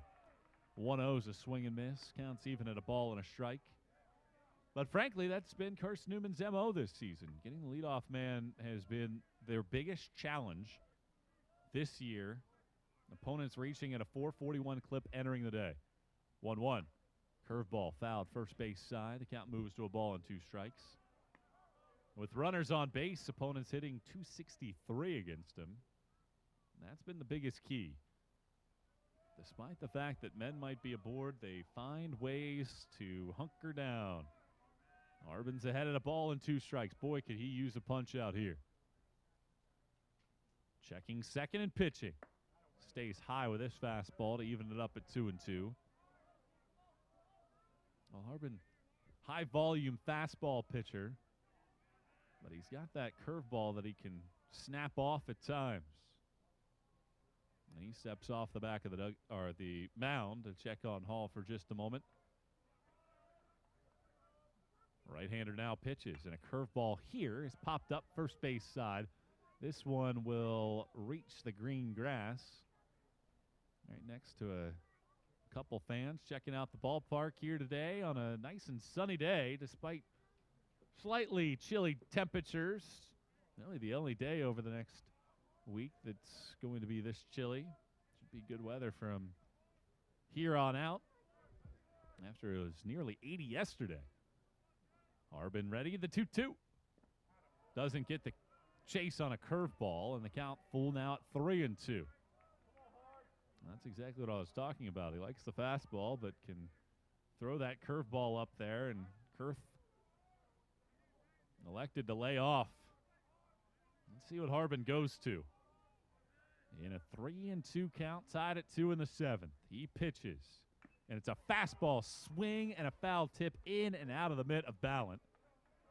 And Kurth stays alive. Now that could be a huge, huge moment in this game. Rather than a punch out and a recycle of a new batter, Kurth at 3-2 gets a second chance. payoff pitch. High on a fastball, ball 4. And that indeed might play a big role. So Harbin issues the walk. It does set up the double play ball again. Eagles have turned 4 of those this weekend so far. And Tyler Boyd will stand in, had a sacrifice bunt his last time up. And I would imagine that that would be his task here with nobody out in the 7th inning and 2 men aboard.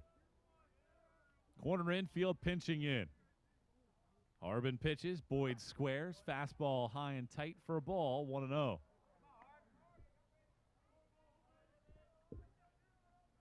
Not a bad location for that opening pitch. See if maybe Boyd will offer at it and pop it up. 1 ball, no strikes. Eagles wheeling it out there on the defensive unit. The pitch, bunted right back to the mound. Denton picks it up. His only play will be to be at first to get Boyd for the opening out. It works 3-4 on the sacrifice. Eagles had that wheel play on. Miller was hustling to third base. Gibbs to first. Gibson was hustling in, and Boyd, if he pushed that ball hard to first or to third, the Eagles would have had that leadoff runner at least as an option. Instead, the infield comes in, and Travis Tingle is out to the mound, and the Eagles are using a pitching change. We'll tell you about the new pitcher. We're tied at 2 here in the 7th. 1 out, and runners at 2nd and 3rd on the Eagles Sports Network.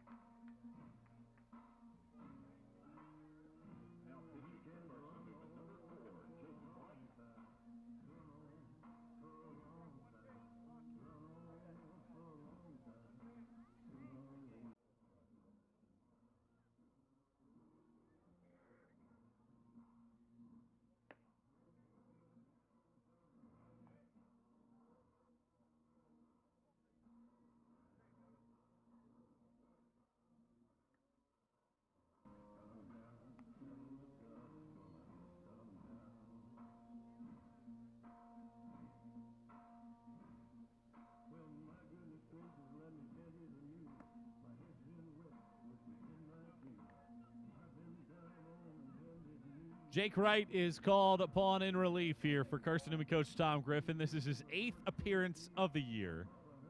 He's 1-0 with a save. He struck out 18, walked 3 in 11 innings. And it's the top of the lineup at the plate for LMU. Runners at 2nd and 3rd base, 1 out, and Colin Goda, who's 0 for 3 at the plate. The right-hander right pitches, and a fastball is right on the outer half at the knees for strike 1. Wright last week was fantastic against the top 10 Newberry club. Struck out 6 over 4 scoreless innings.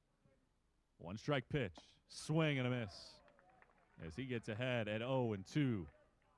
5'10", 175, a junior from Ringgold, Georgia in the Gordon Lee baseball program. All right, ahead at no balls and 2 strikes. Infield in as he delivers. There's strike 3 called. Fastball down and away.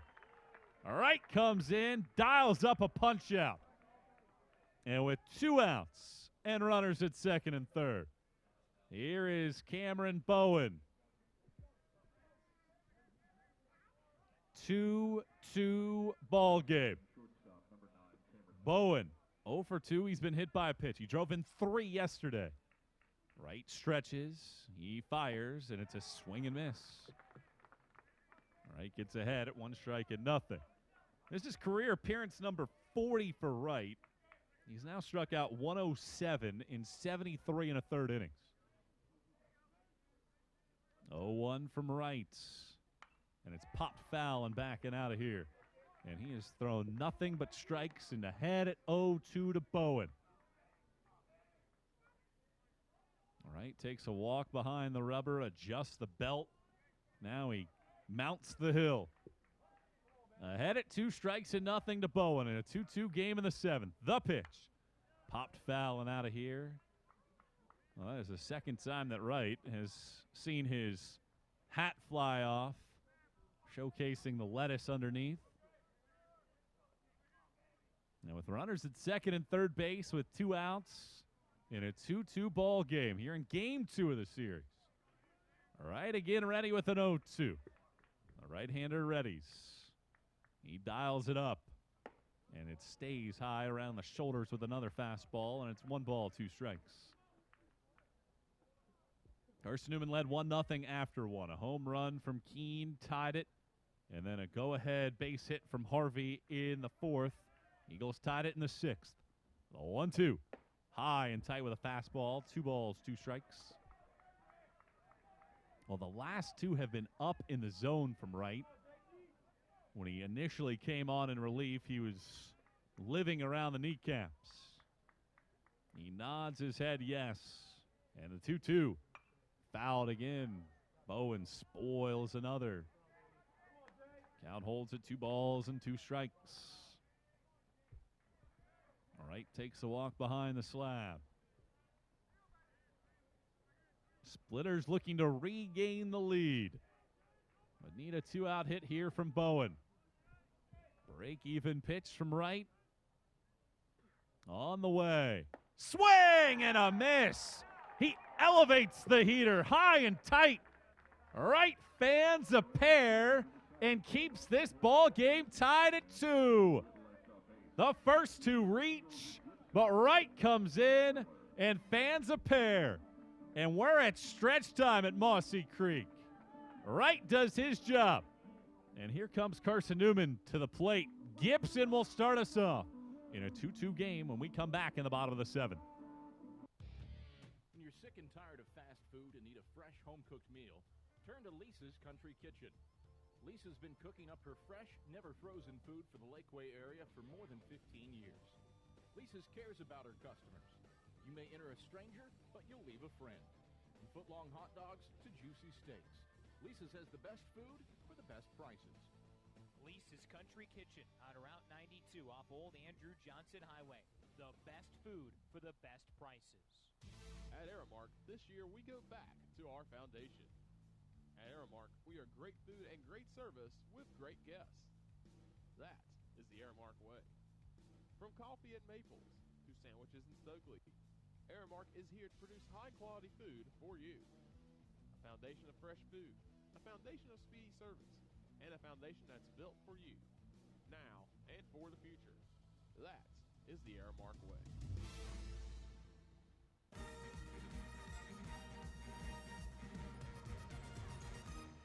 Well, we got another good one brewing here in the bottom of the 7th inning. Carson-Newman and Lincoln Memorial deadlocked at 2 apiece. Aiden Gibson leads off. He's 0 for 2. Bobo back to the slab at 85 pitches. And his first offering of the 7th is a slurve that falls out of the zone for ball 1.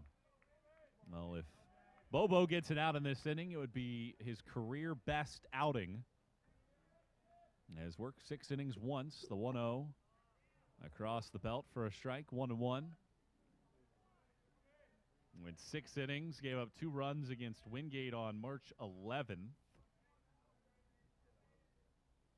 That was a 3-2 LMU win, as this pitch is a fastball on the outside corner to get ahead at 1-2. There were no runs scored after the 4th inning of that win. 8 strikeouts for Bobo on that day. Looking for a 7th here is the 1-2 pitch coming. And there is number 7. Gets a chase on that slurve down and away, and Gibson retired. 7th punch out for Bobo. And with 1 out, nobody aboard, here's Will Gibbs. Gibbs walked his last time up and was robbed of a base hit on a diving catch by Keene back in the 2nd. 2-2's your score, bottom of the 7th. Great to have you with us. The pitch. Breaking ball misses in. 1-0. Carson-Newman's on to its 3rd pitcher of the day. Bobo was your starter and is lasted here into the 7th as he pitches. A check swing from Gibbs and a called strike on the inside corner. 1-1.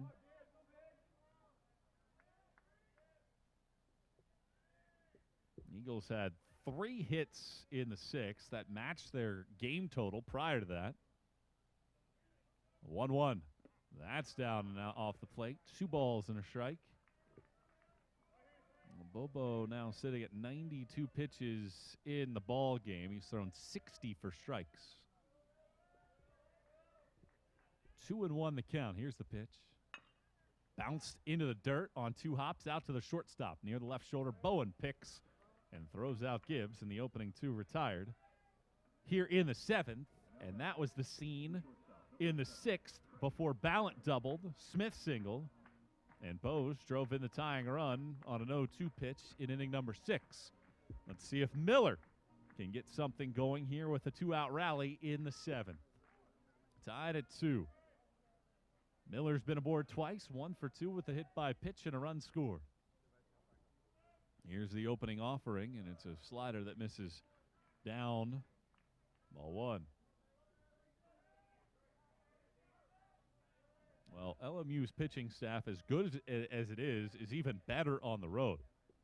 Nearly a run better as this fastball hits Miller in the back, and he's hit for the 2nd time.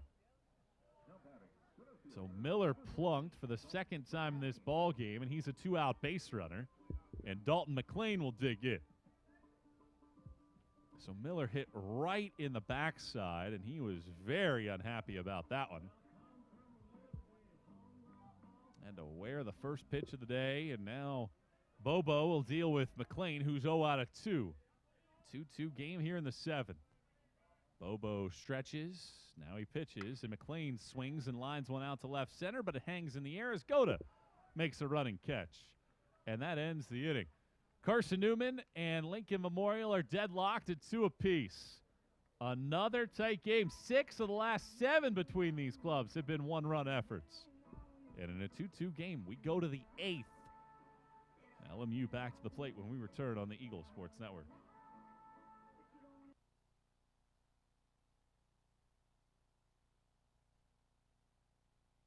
Card at Domino's in Jefferson City and Morristown when you make your purchase for pickup or delivery to get 25% off the entire order. That's 25% off your order at Domino's in Jeff City and Morristown when you show your business card. Call 865-471-6700 to get a pizza. Domino's, the official pizza of the Carson-Newman Eagles. Insurance, it's about people, not things. It's about security. It's about confidence. It's about relationships. It's about trust. It's about you. As a local independent agent, Bible Insurance Agency can design an insurance program that's just right for you and your family. Give the people you love safe, sound, secure protection from Auto Owners Insurance. Call Bible Insurance Agency, 423-586-4320, or go by 1600 East Andrew Johnson Highway in Morristown.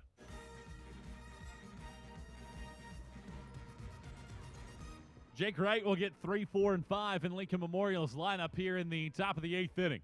It's a 2-2 ball game. And Carson Bowles, who already has 6 hits this weekend, and 2 here today, stands in. Wright's first pitch is fouled straight back by Bowles for strike 1. Well, Jackson Harbin, an inning and a third, 2 hits, a walk, and a strikeout.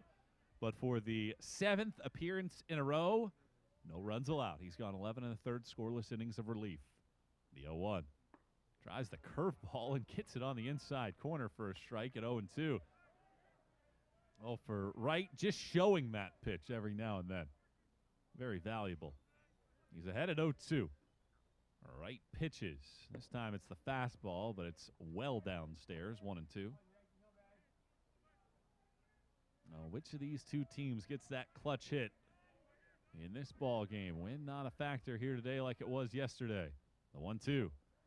Another fastball and bangs it off of the turf. 2 balls, 2 strikes.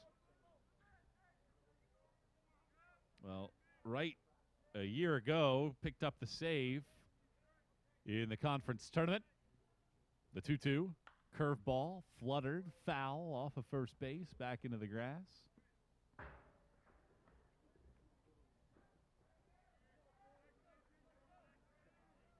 That was after he earned a loss in the regular season series. And as I mentioned with Hunter Harrison yesterday, that was part of the problem. 2-2 pitch, fastball right down the middle. Strike 3 called. 3 punch-outs for Wright in relief. And Carson-Newman's relievers bringing the heat now. That's 6 strikeouts by Carson-Newman pitching in the game. And for the first time since the first inning, the leadoff man is retired. Here's Andrew Keene, 2 for 3 today, has a home run in this game. And in a 2-2 game, Wright starts him with a curveball that is shoveled up the first base line on a check swing by Keene. Foul for strike 1. That ball worked its way into fair ground. Will Coxon has to get to it, so a brief pause to collect the breaths on both sides. 1-strike pitch from Wright. Misses low, 1-1. Newberry's pulled away from Emery and Henry. It's 8-2 in the 7th. Wingate still leads it 3-1 in the 6th, but they have the bases loaded. And LR's jumped ahead 5-0 on Wise. 1-1 pitch. There's a line drive into left field. That sinks in for a base hit. Keene has his 3rd hit of this game. And it's the 9th overall for LMU and a 1-out single. And here's Cameron Pauser. He's 1 out of 3 on the afternoon. Does Carson-Newman have another one of those twin killings in the back pocket? They've turned 4 this weekend. Wright pitches, and it's a pop-up foul back over our heads, out of play. 1 strike and nothing. Carson-Newman scored first. DeBallant 2-out single in the opening inning. Keene responded with a solo blast in the 2nd. Harvey a 2-out single in the 4th, and then Bose tied it up in the 6th. Wright pitches, and a foul ball back into the right-hand side, out of play as Wright gets ahead at 0-2. 2-out hitting has been important. In fact, 4 of Carson-Newman's 6 hits in the game have come with 2 outs. A good lead over there at first for Keene, who has 9 steals. The 0-2. High and inside. It is a hit batter. And Wright not happy with that call. And the umpire behind the plate, Randy Hartzell, didn't initially give him that call. As it went to the backstop, he turned around and pointed. And Hartzell said, yeah, you're right. You did get hit. So now runners at first and second base and more traffic on the base paths. This is already the 15th at bat of the day for LMU with a runner on base. And it's Harvey with 2 men on and 1 out. 2-2 game in the 8th. Wright pitches, and Harvey fouls back to the netting. Right ahead at 1 strike and nothing. All right, 3 strikeouts to begin his relief outing. Now a single and a hit batted right after that. No balls and a strike. The pitch. Just missed down and in. Slightly below the knees to even the count at a ball and a strike.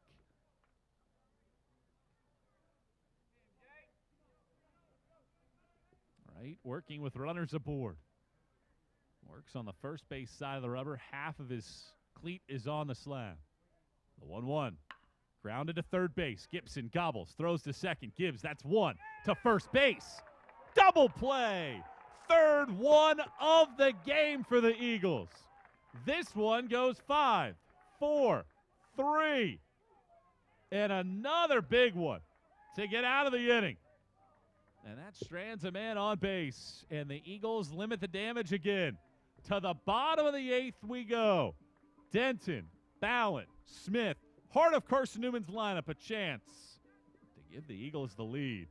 2-2 game here on the Eagles Sports Network. Protect your home from unwanted electrical surges like lightning. AEC can install a surge protection device at your electric meter. The device works by diverting excess voltage either back into the system or to the ground. AEC also offers power strips for use inside your home to protect electronics and other items. The cost of this protective service from AEC is $9.95 per month. Ordering today affords you no connection fee. AEC. We're power with purpose. Dorm food got you down? Need a home-cooked meal? then Lisa's Country Kitchen is for you. Lisa's Country Kitchen has been feeding Carson-Newman students for 15 years. Lisa's has a family-friendly atmosphere all day long, from the morning with their $2.99 breakfast specials to dinner with Lisa's fresh, never-frozen steaks. Carson-Newman students get a 10% discount with their student ID. Lisa's Country Kitchen on Route 92 off Old Andrew Johnson Highway. The best food for the best prices.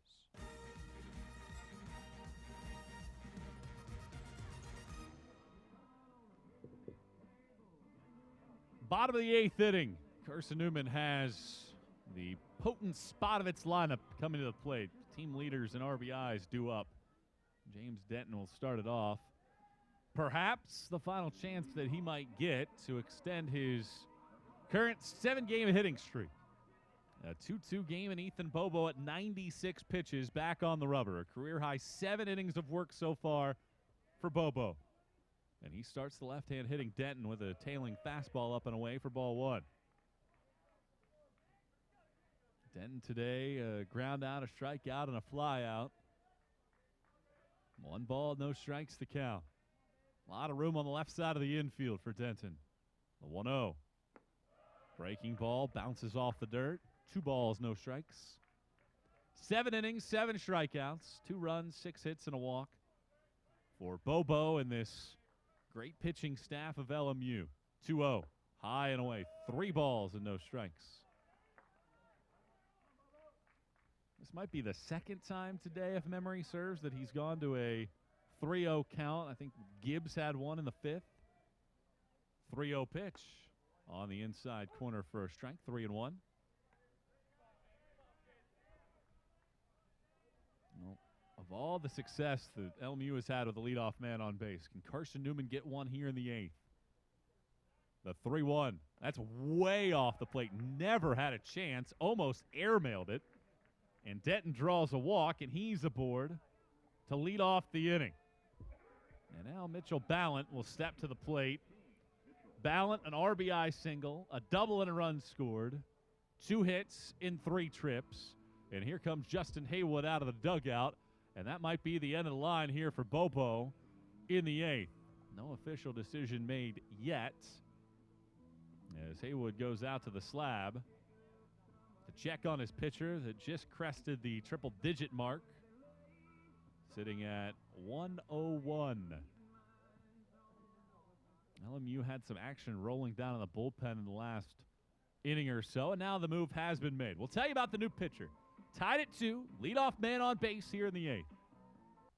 Don't know what to wear on game day? Head over to shopseeandeagles.com for all of your Carson-Newman athletics gear. You can find clothing from Adidas, Columbia, Nike, and Under Armour to cover you from head to toe. ShopSeeAndEagles.com also has duffel bags, backpacks, jewelry, pet supplies, and gifts. Don't waste any more time. Prove you are the ultimate Carson-Newman fan with the official gear of the Eagles at ShopSeeAndEagles.com. Visit today. I joined the Guard for the simple fact that I could be home and also in the military. So I can have a civilian job and also in the military.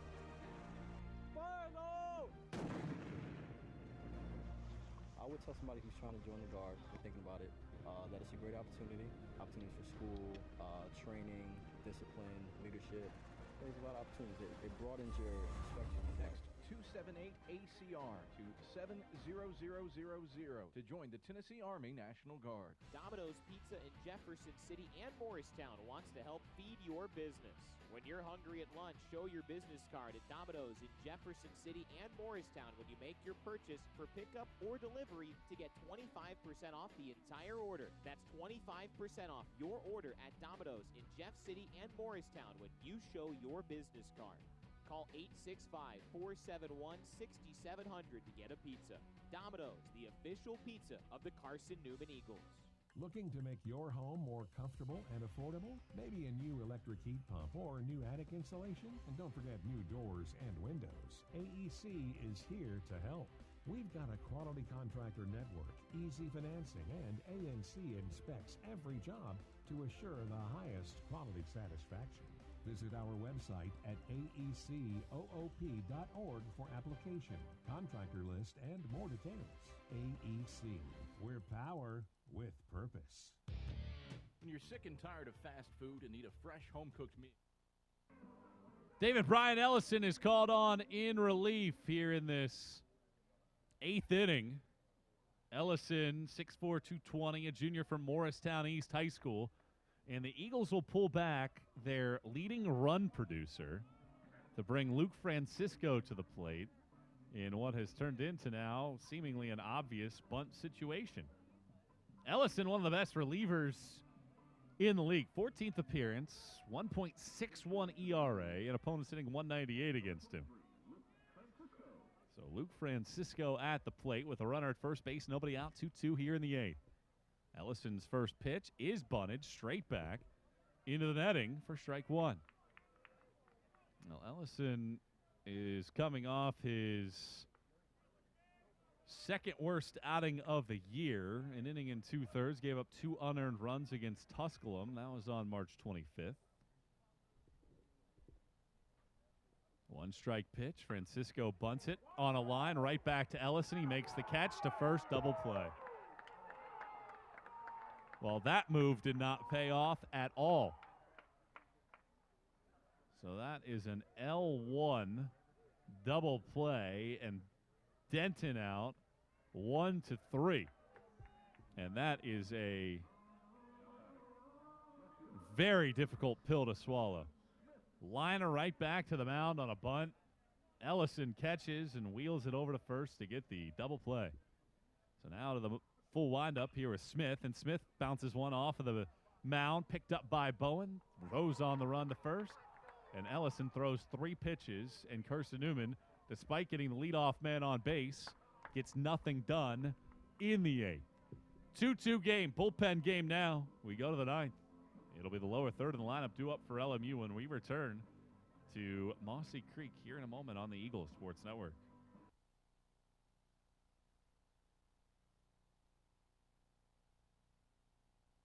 Business card at Domino's in Jefferson City and Morristown when you make your purchase for pickup or delivery to get 25% off the entire order. That's 25% off your order at Domino's in Jeff City and Morristown when you show your business card. Call 865-471-6700 to get a pizza. Domino's, the official pizza of the Carson-Newman Eagles. Insurance, it's about people, not things. It's about security. It's about confidence. It's about relationships. It's about trust. It's about you.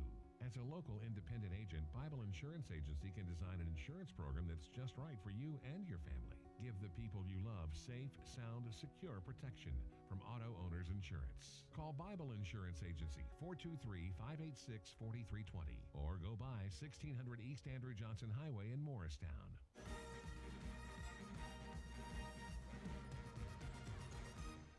Spencer Bright takes over behind the plate defensively for Carson-Newman, and now Jake Wright back out to work. 5 outs so far, 3 strikeouts and a hit. And here's Chris Hall. 2-2 game in the 9th, and the first pitch to Hall is high and tight. Hall doubled his last time up, but was stranded at third base when Wright came in the 7th. 1 for 3 on the day, and tied at 2 in the 9th. A 1-0 pitch, and he offers at that one. 1 ball and 1 strike. They needed the appeal to determine that, but Hall trying to check his swing, couldn't do so. 1 ball and 1 strike. Wright works quickly as he pitches, and he misses down and in. 1 ball and 1 strike. Each team with 2 runs. LMU a 9-6 hit lead, and they've stranded 7 to Carson-Newman 6. 2-1 pitch on the outside corner for a strike. 2 balls and 2 strikes to count. Well, the lower third of the lineup, certainly Wright would like to make quick work of this and get Carson-Newman a chance in the bottom of the 9th. Here's the 2-2. And here's a rocket into right field. Will Coxon going over. That's past him, and it's going all the way to the fence. Hall is racing. Will Coxon gets it in. Hall's hustling to third. Gibbs his relay throw. 1 hops. It is not in time. Hall a leadoff triple. And the go-ahead run is 90 feet away. Second extra base hit for Hall. 10th hit of the day for the Splitters as well. And the infield will come in here against Wright. With Ryan Kurth coming up, he's been on base all 3 times. A hit by pitch, a hit, and a walk so far. And with Carson-Newman and LMU tied at 2 apiece here in the 9th, Wright will have to really buckle down with the go-ahead run 90 feet away and nobody out. Wright stretches, he pitches, and he misses high with a breaking ball for ball 1.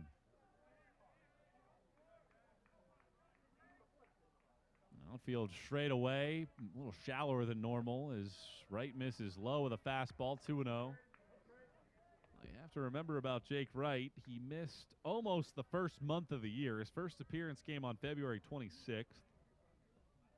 Eagles have used him as much as they could since then, and he just threw 4 innings, a season high, last week. And he's now in a 3-0 hole as he misses with another fastball. All right, walking around the slab, and this is going to be some kind of Houdini act if he can find a way out of this. Now he's in a 3-0 hole as he pitches, and Kurth takes outside. There's ball 4. And runners at the corners with nobody out. And what has been an issue all day long, the opening hitters of innings continues. And here's Tyler Boyd. Boyd has popped to second and had 2 sacrifice flies on the day. And let's see what Carson-Newman does here defensively. It looks like the middle infield is moving back a little bit. Now Spencer Bright relays the signs out to the infield. Denton will hold on the runner at first. Gibson is on the grass at third. The middle infield is midway depth. The first pitch is a pitch out. Just seeing if anything might be on. It's 1 ball and no strikes.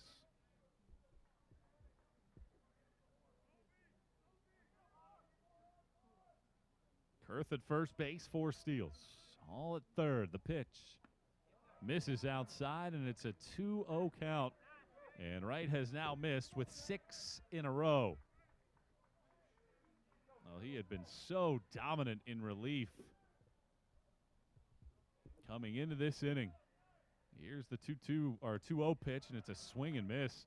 Boyd gave him one there. It was way up and off the plate.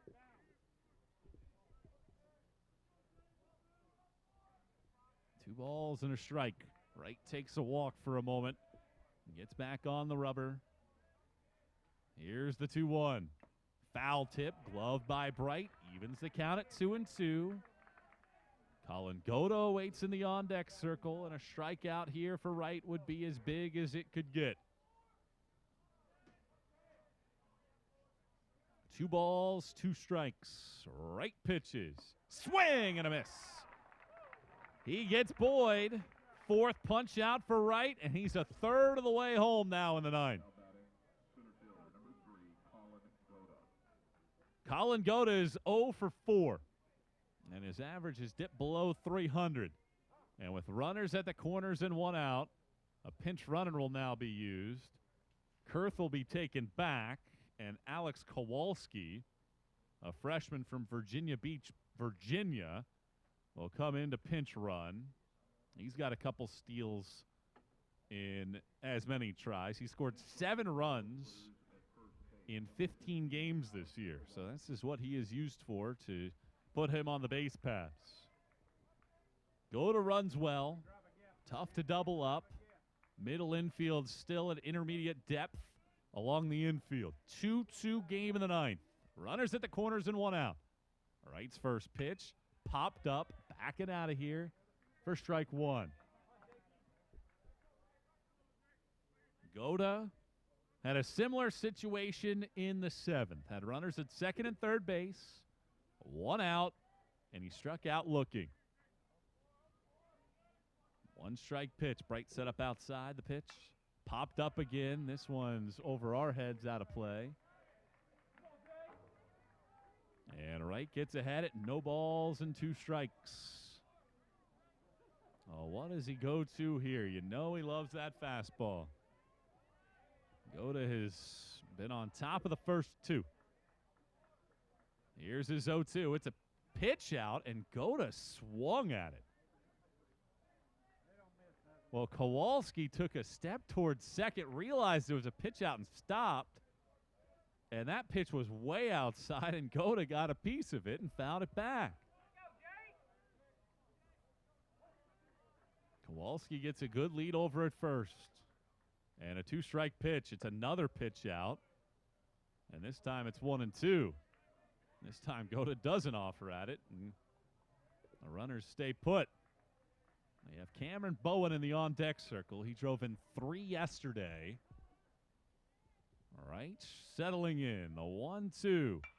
Popped up. Right field. Will Coxon will circle. Tagging at third, Hall. Will Coxon makes the catch. Hall will not take off.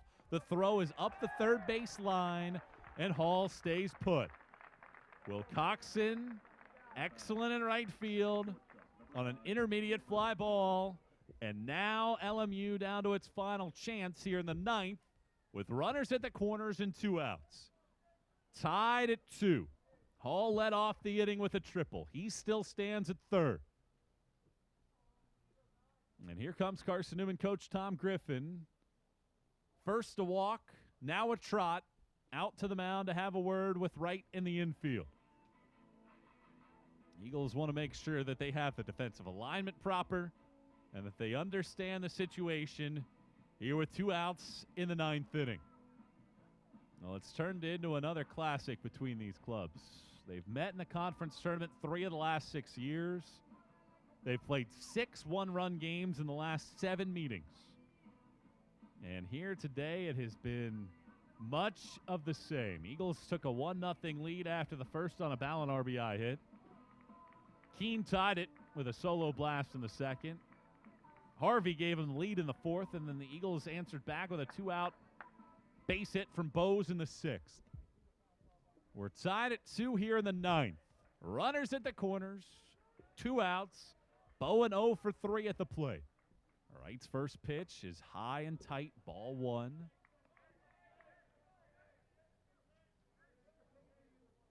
Well, you have the hot-hitting Bowles in the on-deck circle. Certainly don't want to get to him here in this inning. 1-0 pitch. Popped foul over our heads out of play. Kowalski got a pretty good lead over there at first base. And I wonder at all right now if the Eagles are all that concerned with him. Certainly, it's an important runner out there. It would be a big insurance run if LMU can get a hit. The 1-1. This one hit in the air, out to left field. Going back, Smith. McLean converges. The center fielder, McLean. He makes the catch, and that ends the inning. And how about the effort of Jake Wright? Gives up a leadoff triple, and Hall never moves from third. To the bottom of the 9th we go. 2-2 ball game here at the Silverdine Baseball Complex. The Eagles will have Bose, Will Coxon, and Gibson coming to the plate when we return on the Eagles Sports Network. Protect your home from unwanted electrical surges like lightning. AEC can install a surge protection device at your electric meter. The device works by diverting excess voltage either back into the system or to the ground. AEC also offers power strips for use inside your home to protect electronics and other items. The cost of this protective service from AEC is $9.95 per month. Ordering today affords you no connection fee. AEC. We're power with purpose. Dorm food got you down? Need a home-cooked meal? Then Lisa's Country Kitchen is for you. Lisa's Country Kitchen has been feeding Carson-Newman students for 15 years. Lisa's has a family-friendly atmosphere all day long. From the morning with her $2.99 breakfast specials to dinner with Lisa's fresh, never-frozen steaks. Carson-Newman students get a 10... Lisa's Country Kitchen on Route 92 off Old Andrew Johnson Highway.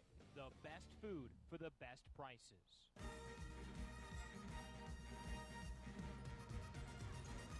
We're tied at 2 in the bottom of the 9th inning.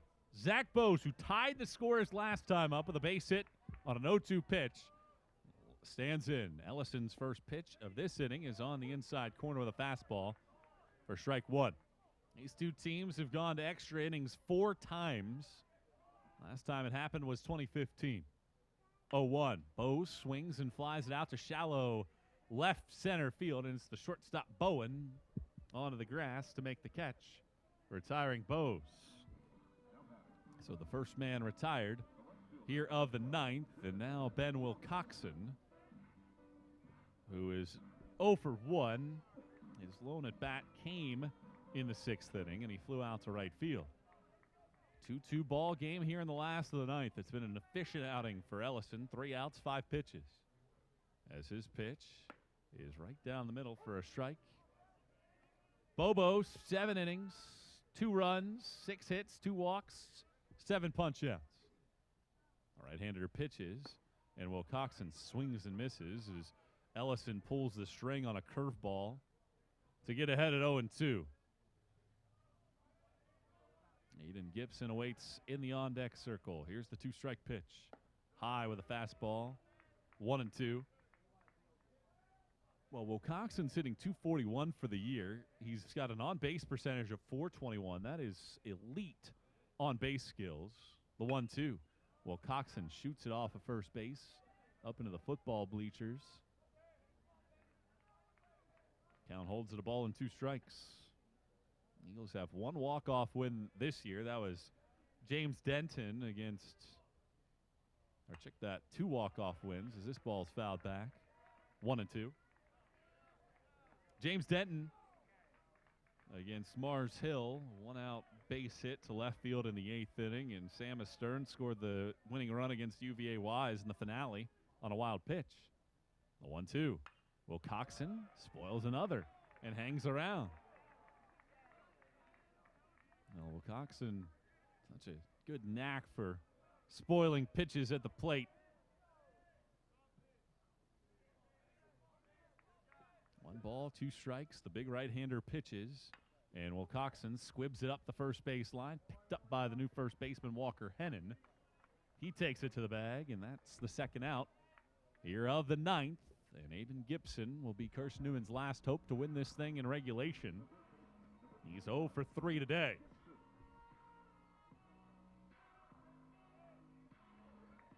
Couple ground outs and a strikeout.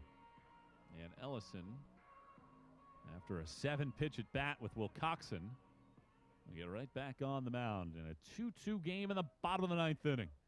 His first pitch, high and tight. Gibson gets the arms out of the way. Will Gibbs in the on-deck circle. Here's the 1-0. Curveball on the inside corner for a strike, 1-1. Now this feels like a big swing game for either of these teams. They came in right in the middle of the pack in the league. The 1-1 off the plate, 2-1. LMU at 6-7 in league action entering the day. Carson-Newman at 9-4. 2 balls and a strike. Here's the pitch. And it's a squibber off of the plate backwards into the netting. Count holds at 2 balls and 2 strikes.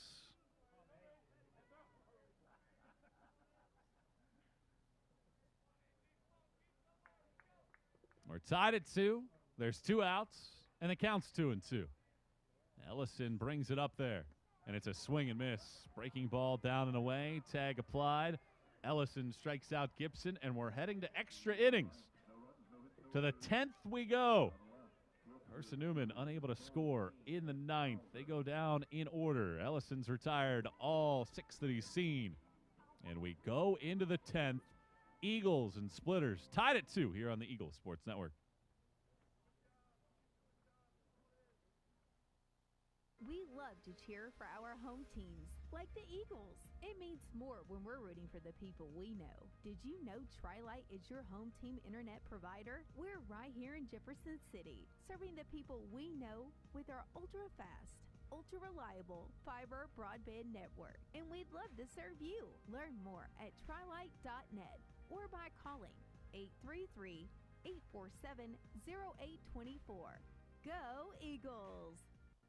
Quality Suites of Morristown, the preferred hotel choice of the Eagles. Call 423-585-4000 for the Carson-Newman rate. Quality Suites of Morristown, the preferred hotel choice of the Eagles. Call 423-585-4000 for the Carson-Newman rate. Quality Suites of Morristown, the preferred hotel choice of the Eagles. Call 423-585-4000 for the Carson-Newman rate. Quality Suites of Morristown, the preferred hotel choice of the Eagles. Call 423-585-4000 for the Carson-Newman rate. Quality Suites of Morristown, the preferred hotel choice of the Eagles.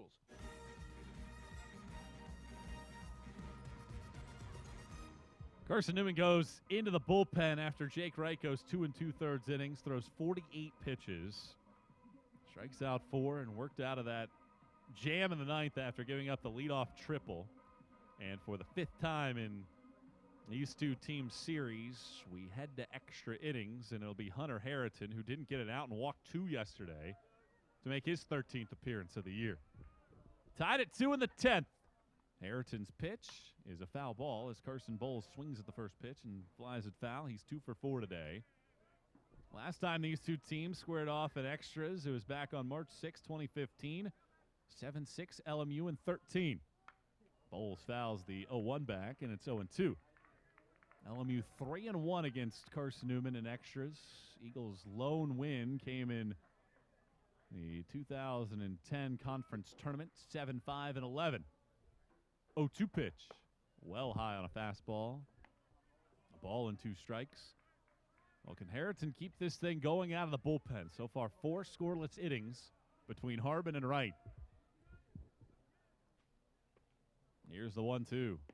That drops low and away on a changeup. 2 balls, 2 strikes. They got Bowles and Keene and Pauser due up here in this inning. And a break-even pitch from Harrington. Bowles fouls it off, first base side. Count holds at 2 balls and 2 strikes. Well, each team has scored a run in 2 separate innings. And tied at 2 here in the 10th. The 2-2. Bowles lifts it down the right field line. That's sinking in a hurry, and that one splashes the grass and rolls into the corner. Bowles heading to second base, and he's in there standing. A leadoff double for Carson Bowles. 3rd hit of the day, 7th of the series for Bowles. Well, at some point, Carson-Newman is going to get nipped in the bud. LMU is 1 of 11 with runners in scoring position in this game, and they just recorded a hit for the 7th inning in a row. And the leadoff man reaching base has been quite the issue for the Eagles all game long. 8 times in 10 innings, the leadoff man has been on base. Keene stands in, a 3-hit day for him. Not showing a bunt. A curveball misses high and tight. It's 1-0. 11 hits here for LMU. Carson-Newman enters at 13-3 at home this year. 5-1 against the league. The 1-0. Fouled straight back, knuckled by Keene. 1 ball, 1 strike. Well, can Harrington do what so far every Carson-Newman pitcher has seemed to have a knack for in this game, and that's escape a jam. 1 ball and 1 strike. Harrington checks second, delivers, swing and a miss on a good curveball down. 1-2. Eagles pitching has struck out 7 so far. They're riding a string of 3 games in a row with double-digit strikeouts, the longest in 3 years for the group. And here comes the 1-2 pitch. Harrington delivers, swing and a miss. Gets him with a curveball down. 8th punch out for the Eagles and a big opening out. And here comes Cameron Pauser. Pauser today, 1 for 3. He's reached base his last 2 times up there. Tied at 2 in the 10th. A runner out at second base, Bowles, represents the go-ahead run.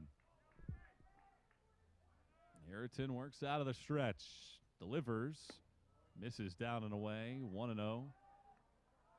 Well, looking forward to the bottom of the 10th inning. Carson-Newman will have 9, 1, and 2 due up. Gibbs, Miller, and McLean. Should anybody reach, Denton would get an opportunity. The 1-0 pitch. Misses down and in. 2 balls, no strikes. Carson-Newman led 1-0. LMU tied it at 1, took a 2-1 lead, and the Eagles tied it in the 6th. Right-hander checks second, the pitch. Fastball zips the outer half for a strike, 2-1.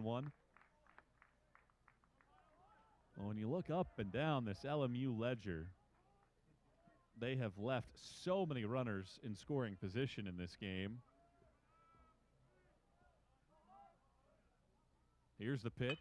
Ground ball back up the middle, through the hole, into center field, a base hit. Around third is Bowles. The throw to the plate, well late, and LMU is back on top. 3-2 on the base hit from Pauser. Well, that ball somehow slithered through the legs of Harrington. And it was only a matter of time before Carson-Newman got hurt by allowing a leadoff man to reach. And here's Gaston Harvey, 1 for 4, and he takes a first pitch breaking ball for strike 1.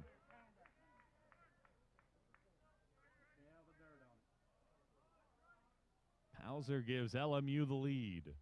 1 strike pitch on the outer half on another breaking ball, 0-2. Well, now there's no doubt about it if you're Carson-Newman.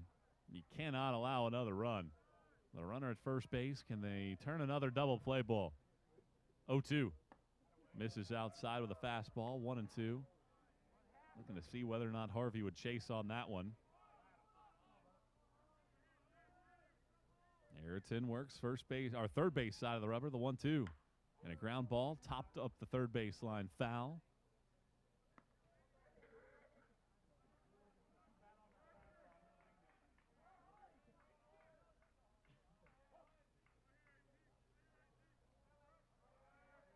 Ayrton ahead in the count at 1-2. The pitch misses inside, 2-2. Well, LMU has left 7 men in scoring position in this game of the 9 that they've left. Leading it by a run in the 10th. Harrington pitches. Harvey lines it out to left, but right in the tracks of Nelson Smith. Harvey hits it hard. Smith makes the grab. Second out of the inning. And here's Chris Hall. All with extra base hits in his last 2 trips. Had that triple to lead off the 9th. But he was stranded at third base after Wright buckled down in a 3-2 game in the 10th. Harrington pitches, and Hall takes just high and away for ball 1. LMU has regained the lead at 3-2. 1 ball, no strikes. Harrington pitches, and it's a ground ball hit over to short. Miller takes it, throws to first, wide, and it's dropped by Denton. And rather than being out of the inning, it'll be an E6, and that'll extend the inning. That should have been the end of it. Looks pretty routine, and Miller, a play that he normally makes. The throw was wide. I think Denton might have gotten the tag on, but it popped out of his mitt as he fell to the ground. And now Walker Hennon will bat after replacing the pinch runner Kowalski. Hennon this season is 1 for 8. Well, Hall, with a little bit of an issue, is taking his time to get on the base paths. He might have tweaked something running up the line. And it looks like he might be coming out of the ball game, or at least maybe getting a little bit of treatment. It looked like Denton made the tag at first, and the ball just came out of his glove. I do think that if he holds on to the ball, they would have gotten the out. But instead, the ball came out of his mitt as he tried to get the tag on the left leg of Hall. And Hall getting some liquids. And we'll get back into the diamond after a delay there. And now here's Hennon. 1 hit, 8 at-bats this season. And with Carson-Newman trailing by a run, got to get off the field right here, right now. Right-hander pitches, and that one goes right over the head of Hennon for ball 1. Hennon has not had an at-bat since March 11th. He's 0 of his last 6 since his lone hit against Trevecca on February 18th. 3-2 LMU leads it here in the 10th. Throwback to second base. Harrington throws it into center field, but Pauser will not move up as he dove back into the bag. Well, Carson-Newman has only won one of the last 10 regular season series against Lincoln Memorial. And the team's 5-game home winning streak in the series in jeopardy here in the 10th. 1-0 to Hennon. Fouled off of the home plate umpire's mask. Randy Hartzell backwards. Count evens at a ball and a strike.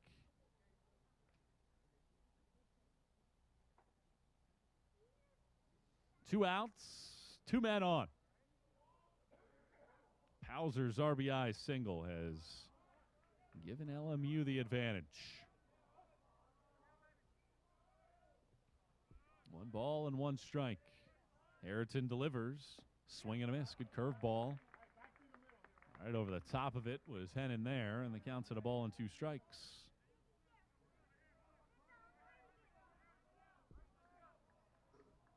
Harrington has the sign. And now the 1-2 pitch on the way. Curveball drifts away from the right-hand hitter. 2-2. Well, Kurth had been on base all 4 times, and that's who Hennon takes over for here in the 10th inning. Harrington checks second, the pitch. Another breaking ball. Hennon lays off. It's 2-2. Or 3-2, rather. And now the runners will get a head start. And this is a huge pitch coming up. 3 balls, 2 strikes, 2 outs, 2 on, and a 3-2 LMU lead here in the 10th. Right-hand pitcher coming set and delivering it. And he misses downstairs. Ball 4. All curveballs, and the bases are loaded. Should have been out of this inning. Instead, the error extends the frame. And now a pinch hitter for LMU, Gavin Whitehurst, who started yesterday's game in left field, went 0 for 2 with 2 walks. Will pinch hit here for Boyd. So Whitehurst pinch hits. And Boyd, who had been 0 for 2 with a couple of sack bunts, pinch hits here in the 10th. 3-2 game, 10th inning. Bases are loaded. The pitch, swing and a miss. Harrington goes upstairs to the heater.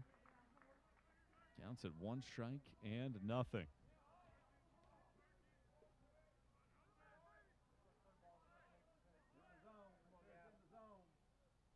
Third extra inning game of the year for Carson-Newman. The pitch, swing and miss, 0-2. In the last 9 years, the Eagles are 8-11 in extra inning games and just 3-6 at home, including that marathon loss to Mars Hill a little over a month ago. No balls and 2 strikes with 2 outs and the bases juiced. Harrington pitches. Strike 3 called. Fastball outside corner. That ends the inning. So Harrington had to work a little bit extra, but he strands the bases loaded. LMU gets the lead. RBI single from Pauser, and the Splitters now lead it 3-2. Eagles got to get something here in the bottom of the 10th.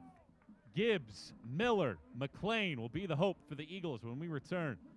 3-2 the deficit. Carson-Newman will try to make the comeback when we return on the Eagles Sports Network. At InterDigital, we strive to be a leading provider of cutting-edge digital and marketing solutions. At InterDigital, we want to help our clients find success.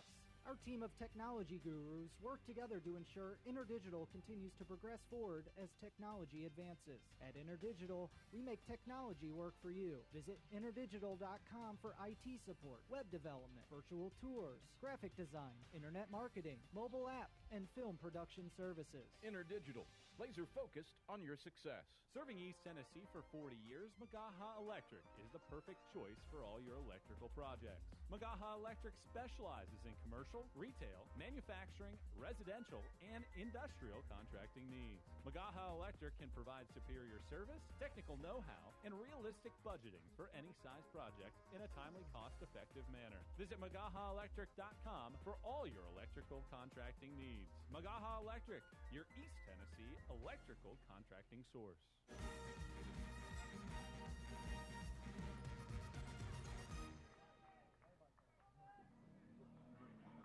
Cameron Pauser gives LMU a 3-2 lead with a one-out single in the 10th inning. It'll be Dylan Hogan taking over at second base, and David Bryan Ellison, who's needed just 17 pitches to get 6 outs.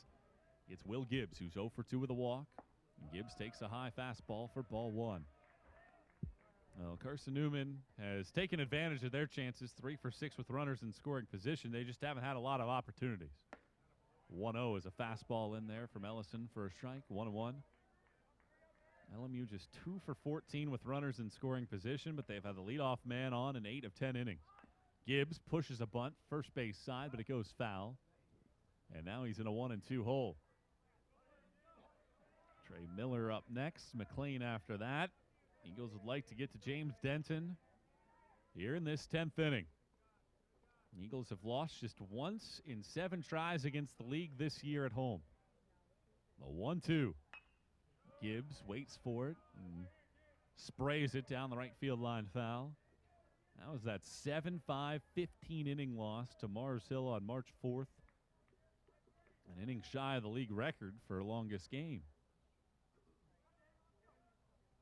1-2 the count. Here's the pitch. Gibbs shoots it back up the middle into center field, a base hit.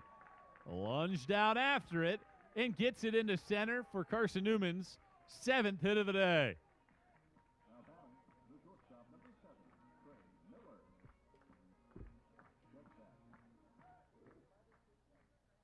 So now Carson-Newman will pull down Miller, and it'll be Luke Goforth that will pinch hit for Miller here in this bottom of the 10th inning. Goforth has been used a lot as a pinch hitter this season. Nobody else has been more frequent in that role. He's 3 for 12 as a pinch hitter this year. Has 3 of the team's 8 hits in a pinch hitting role. 3-2 the score here in the bottom of the 10th. Eagles down by a run, tying a run at first. Ellison stretches. Goforth squares the bunt. A fastball is way upstairs. Goforth went down to a right knee, and the fastball ended up well over the top of his helmet for ball 1. Well, the Eagles did something similar when they brought back Mitchell Ballant in the 8th inning, and it turned into a disaster. 1-0. Goforth pushes the bunt, first base side. Ellison picks, throws out. Goforth at first, so he does his job. Sacrifice bunt, 1-3. Gibbs down to second base. And Dalton McLean in a 3-2 game here in the 10th. As his opportunity, I mentioned, Eagles have been successful with runners in scoring position today. It's James Denton in the on-deck circle. McLean trying to come up with something clutch here in the 10th. Against one of the league's best relievers. Ellison starts him with a fastball, and McLean fouls it back. 1 strike and nothing.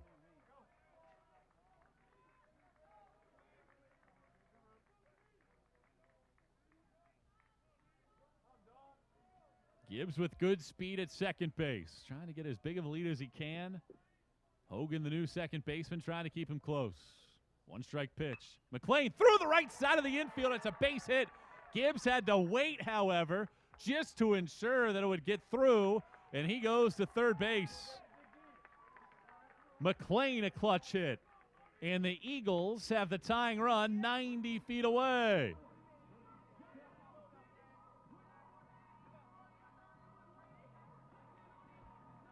McLean his first hit. And Denton, who comes in riding a 7-game hitting streak. He is 0 for 3 with a walk today. 3-2. LMU leads it, bottom of the 10th, 1 out, runners at the corners. Middle infield looking for an old play ball. Ellison pitching. Denton takes a big cut on a first pitch fastball and was tardy on it. Well, McLean does have good speed. He's got 7 steals this year. And you wonder about the situation. Does he take off at all in this sequence? And is Gibbs alert to it as well to try to bring in the tying run here in the 10th? Pauser gives the defensive signal. 1 strike and nothing to count. The right-hander, Ellison, straightens up. He brings it up there. Denton again late on a fastball. Those are two good heaters. Right around the belt to Carson-Newman's hottest hitter. And both he's whiffed on. McLean at first. Gibbs at third. Down one in the 10th. 0-2 pitch.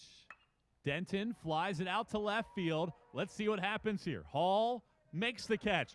Gibbs takes off. He's going to score easily. Standing. Denton ties it up with a sacrifice fly to left.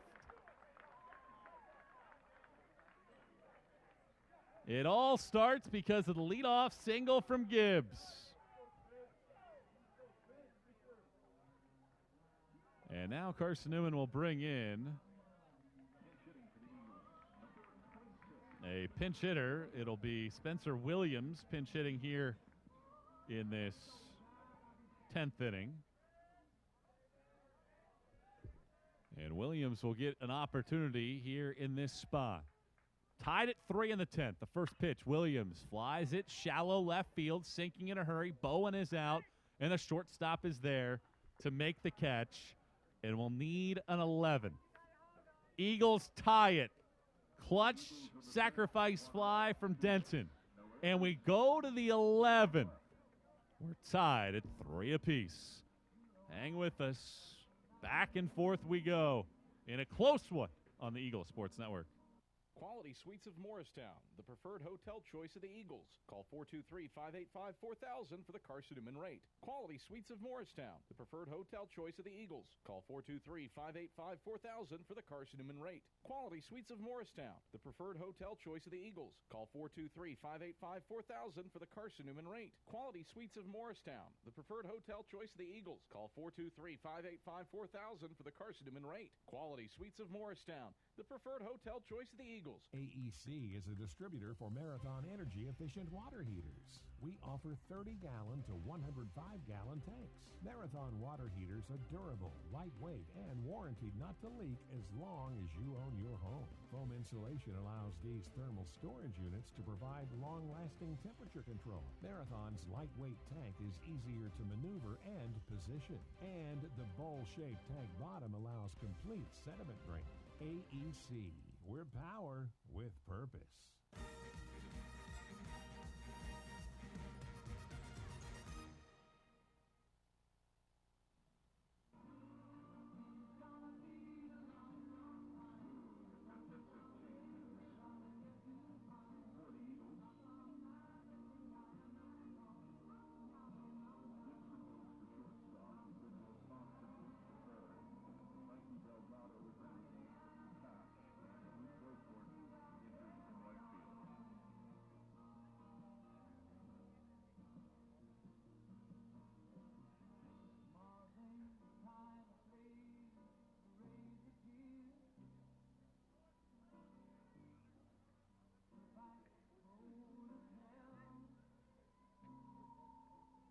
Changes of plenty for Carson-Newman. Frankie Delgado enters the game behind the plate. Benwell Coxon moves to third. Aiden Gibson to short. And Luke Goforth stays in the game in right. Hunter Harrington gets to the top of the lineup. Colin Goda swings at the first pitch, lines it out. A sinking effort. Diving play made by Will Gibbs at second. That was a terrific catch by Gibbs. That was a sinker, and he had to come forward in an unorthodox dive headlong towards the plate. One pitch, one out in the 11th. And now here's Cameron Bowen, 0 for 4 with a hit by pitch. Harrington starts him with a fastball across the belt for strike one.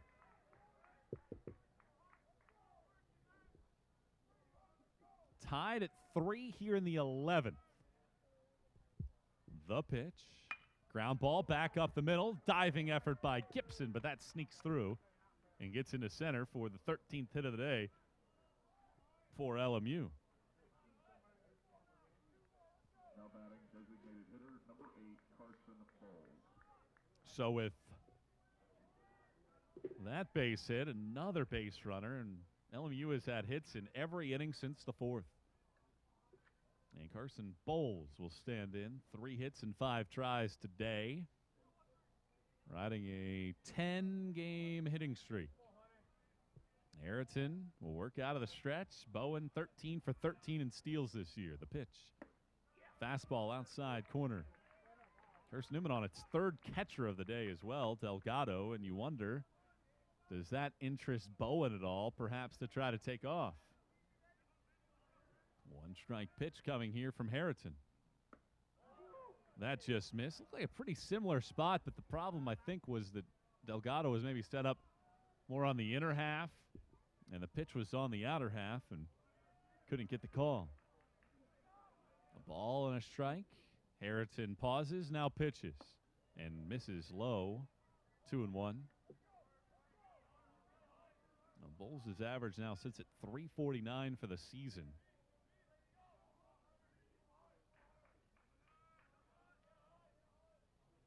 The 2-1.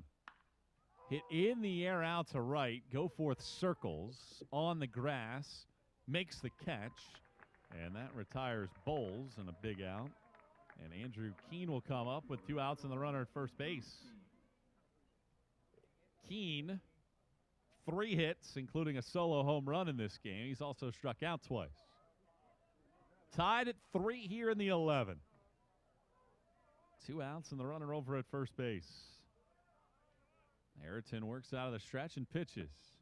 And he gets one at the knees for a called strike. Harrington looking more and more comfortable as his relief outing goes along. 1 strike and nothing with 2 outs and the runner at first base. Here's the pitch. That misses low and outside. 1-1. Mason Mooney started it. 5 innings, 2 earned runs. Jackson Harbin, 4 outs. Jake Wright, 8 big outs, including 4 strikeouts. And now Harrington, the 4th man of the day. Here's the 1-1 pitch. That's high. 2-1. Well, Harrington, it seems like, is leaning more on the fastball this inning than he has in innings past. 2 balls and a strike to count. Harrington delivers. There's a strike on the bottom part of the zone. 2-2. Well, he keeps coming in there with that fastball that is not always his go-to pitch. With a count at 2 balls and 2 strikes. Harrington readies and fires. And he blows it past Keene. Harrington fired up. A photo moment right there from Hunter Harrison. And we go to the bottom of the 11th. Nelson Smith, Zach Bose, Ben Wilcoxon will be in the box when we return. Tied at 3 here on the Eagle Sports Network. We love to cheer for our home teams, like the people we know. Did you know Tri-Lite is your home team internet provider? We're right here in Jefferson City, serving the people we know with our ultra-fast, ultra-reliable fiber broadband network. And we'd love to serve you. Learn more at trilite.net or by calling 833-847-0824. Go Eagles! We select our insurance companies the same way you do, very carefully. When you work with us, you can count on receiving fast, courteous, and professional service and quality protection through Auto Owners Insurance. For a no-problem approach for your life, home, car, and business insurance needs, ask us about the No Problem Company, Auto Owners Insurance. Call Bible Insurance Agency at 423-586-4320 or go by 1600 East Andrew Johnson Highway in Morristown, serving the Lakeway area's insurance needs since 1931.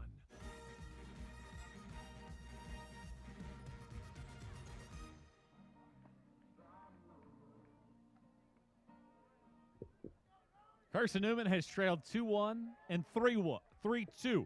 They trailed by a run going to the bottom of the 10th. Came back to tie it on the sacrifice fly from Denton. And here into the 11th inning we go. Carson-Newman and Lincoln Memorial tied at 3 apiece. Great to have you on board here. Carson-Newman looking to pull out a walk-off in some fashion here with Nelson Smith starting it off. Ellison pitches. Smith takes the pitch, and it hits the home plate umpire, Randy Hartzell, flush.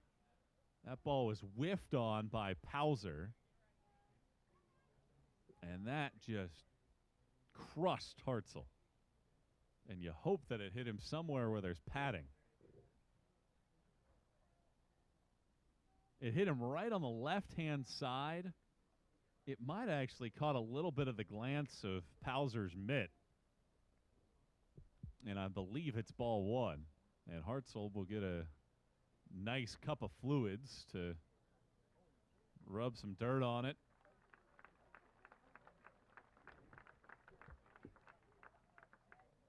Well, as a home plate umpire, sometimes you see those guys in the big leagues have those big hulking shoulder pads on and as much padding as you possibly can, but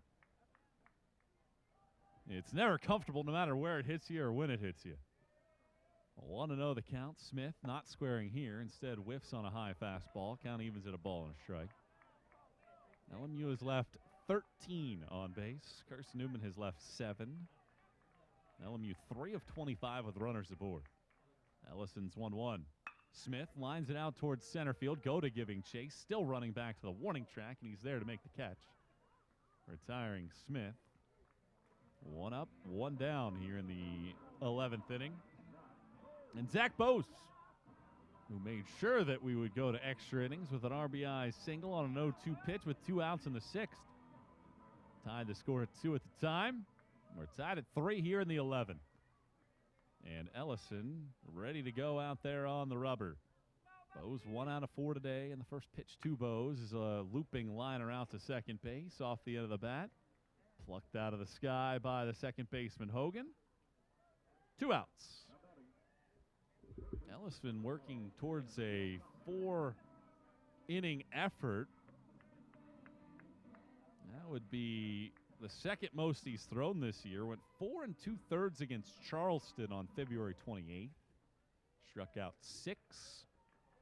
Here's Ben Wilcoxon, 0 for 2. And he takes the first pitch fastball that splits the plate in half. 1 strike and nothing. Ellison works out of the windup as the right-hander pitches. And a slider this time around is on the outside corner to get ahead at 0-2. Well, as windy as it was yesterday, there's still no wind here today. The 0-2. Check swing, high. Appeal down to first. Owen Harvey says indeed he did lay off. 1-2.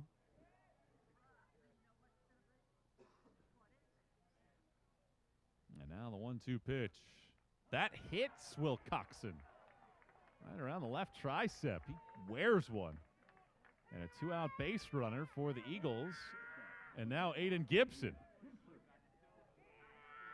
Gibson has struck out twice today. He's 0 out of 4 on the day. Carson-Newman pitching has struck out double digits for a 4th game in a row, while Lincoln Memorial pitching has fanned 8. Winning run at first. Here's the pitch. And Gibson just waves at a slider that ended up almost all the way out of the opposite batter's box. 1 strike and nothing to count. They got Gibbs in the on-deck circle. He scored the tying run in the 10th. Ellison's ready, and here's the 0-1. Misses below the knees. 1 ball, 1 strike. Gibson has been excellent since a 5 of 30 start to the season. He's amongst the team leaders since the end of February in RBIs. 17 of them this year. Here's the 1-1. There goes the runner. It's a swing and a miss. It's strike 2, and Wilcoxon is into second base. And now the winning run is in scoring position. Be a stolen base for Wilcoxon. Now with the count on a ball and 2 strikes. Can Gibson get something into the outfield and get this winning run in? Ellison has been able to elude his bat now. And he steps off and looks back, Wilcoxon.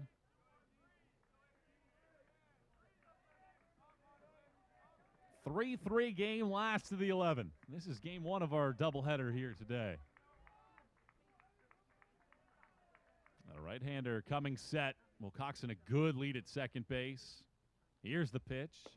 Another slider is well off the plate. Gibson doesn't offer here, and it's 2-2.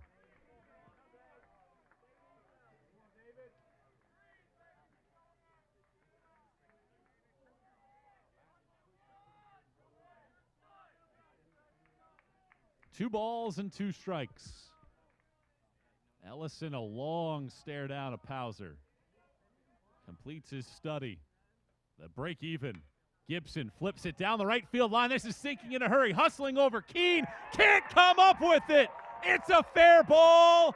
In to score Wilcoxon. And the freshman, Aiden Gibson, walks it off. Eagles complete the comeback. 4-3 in 11.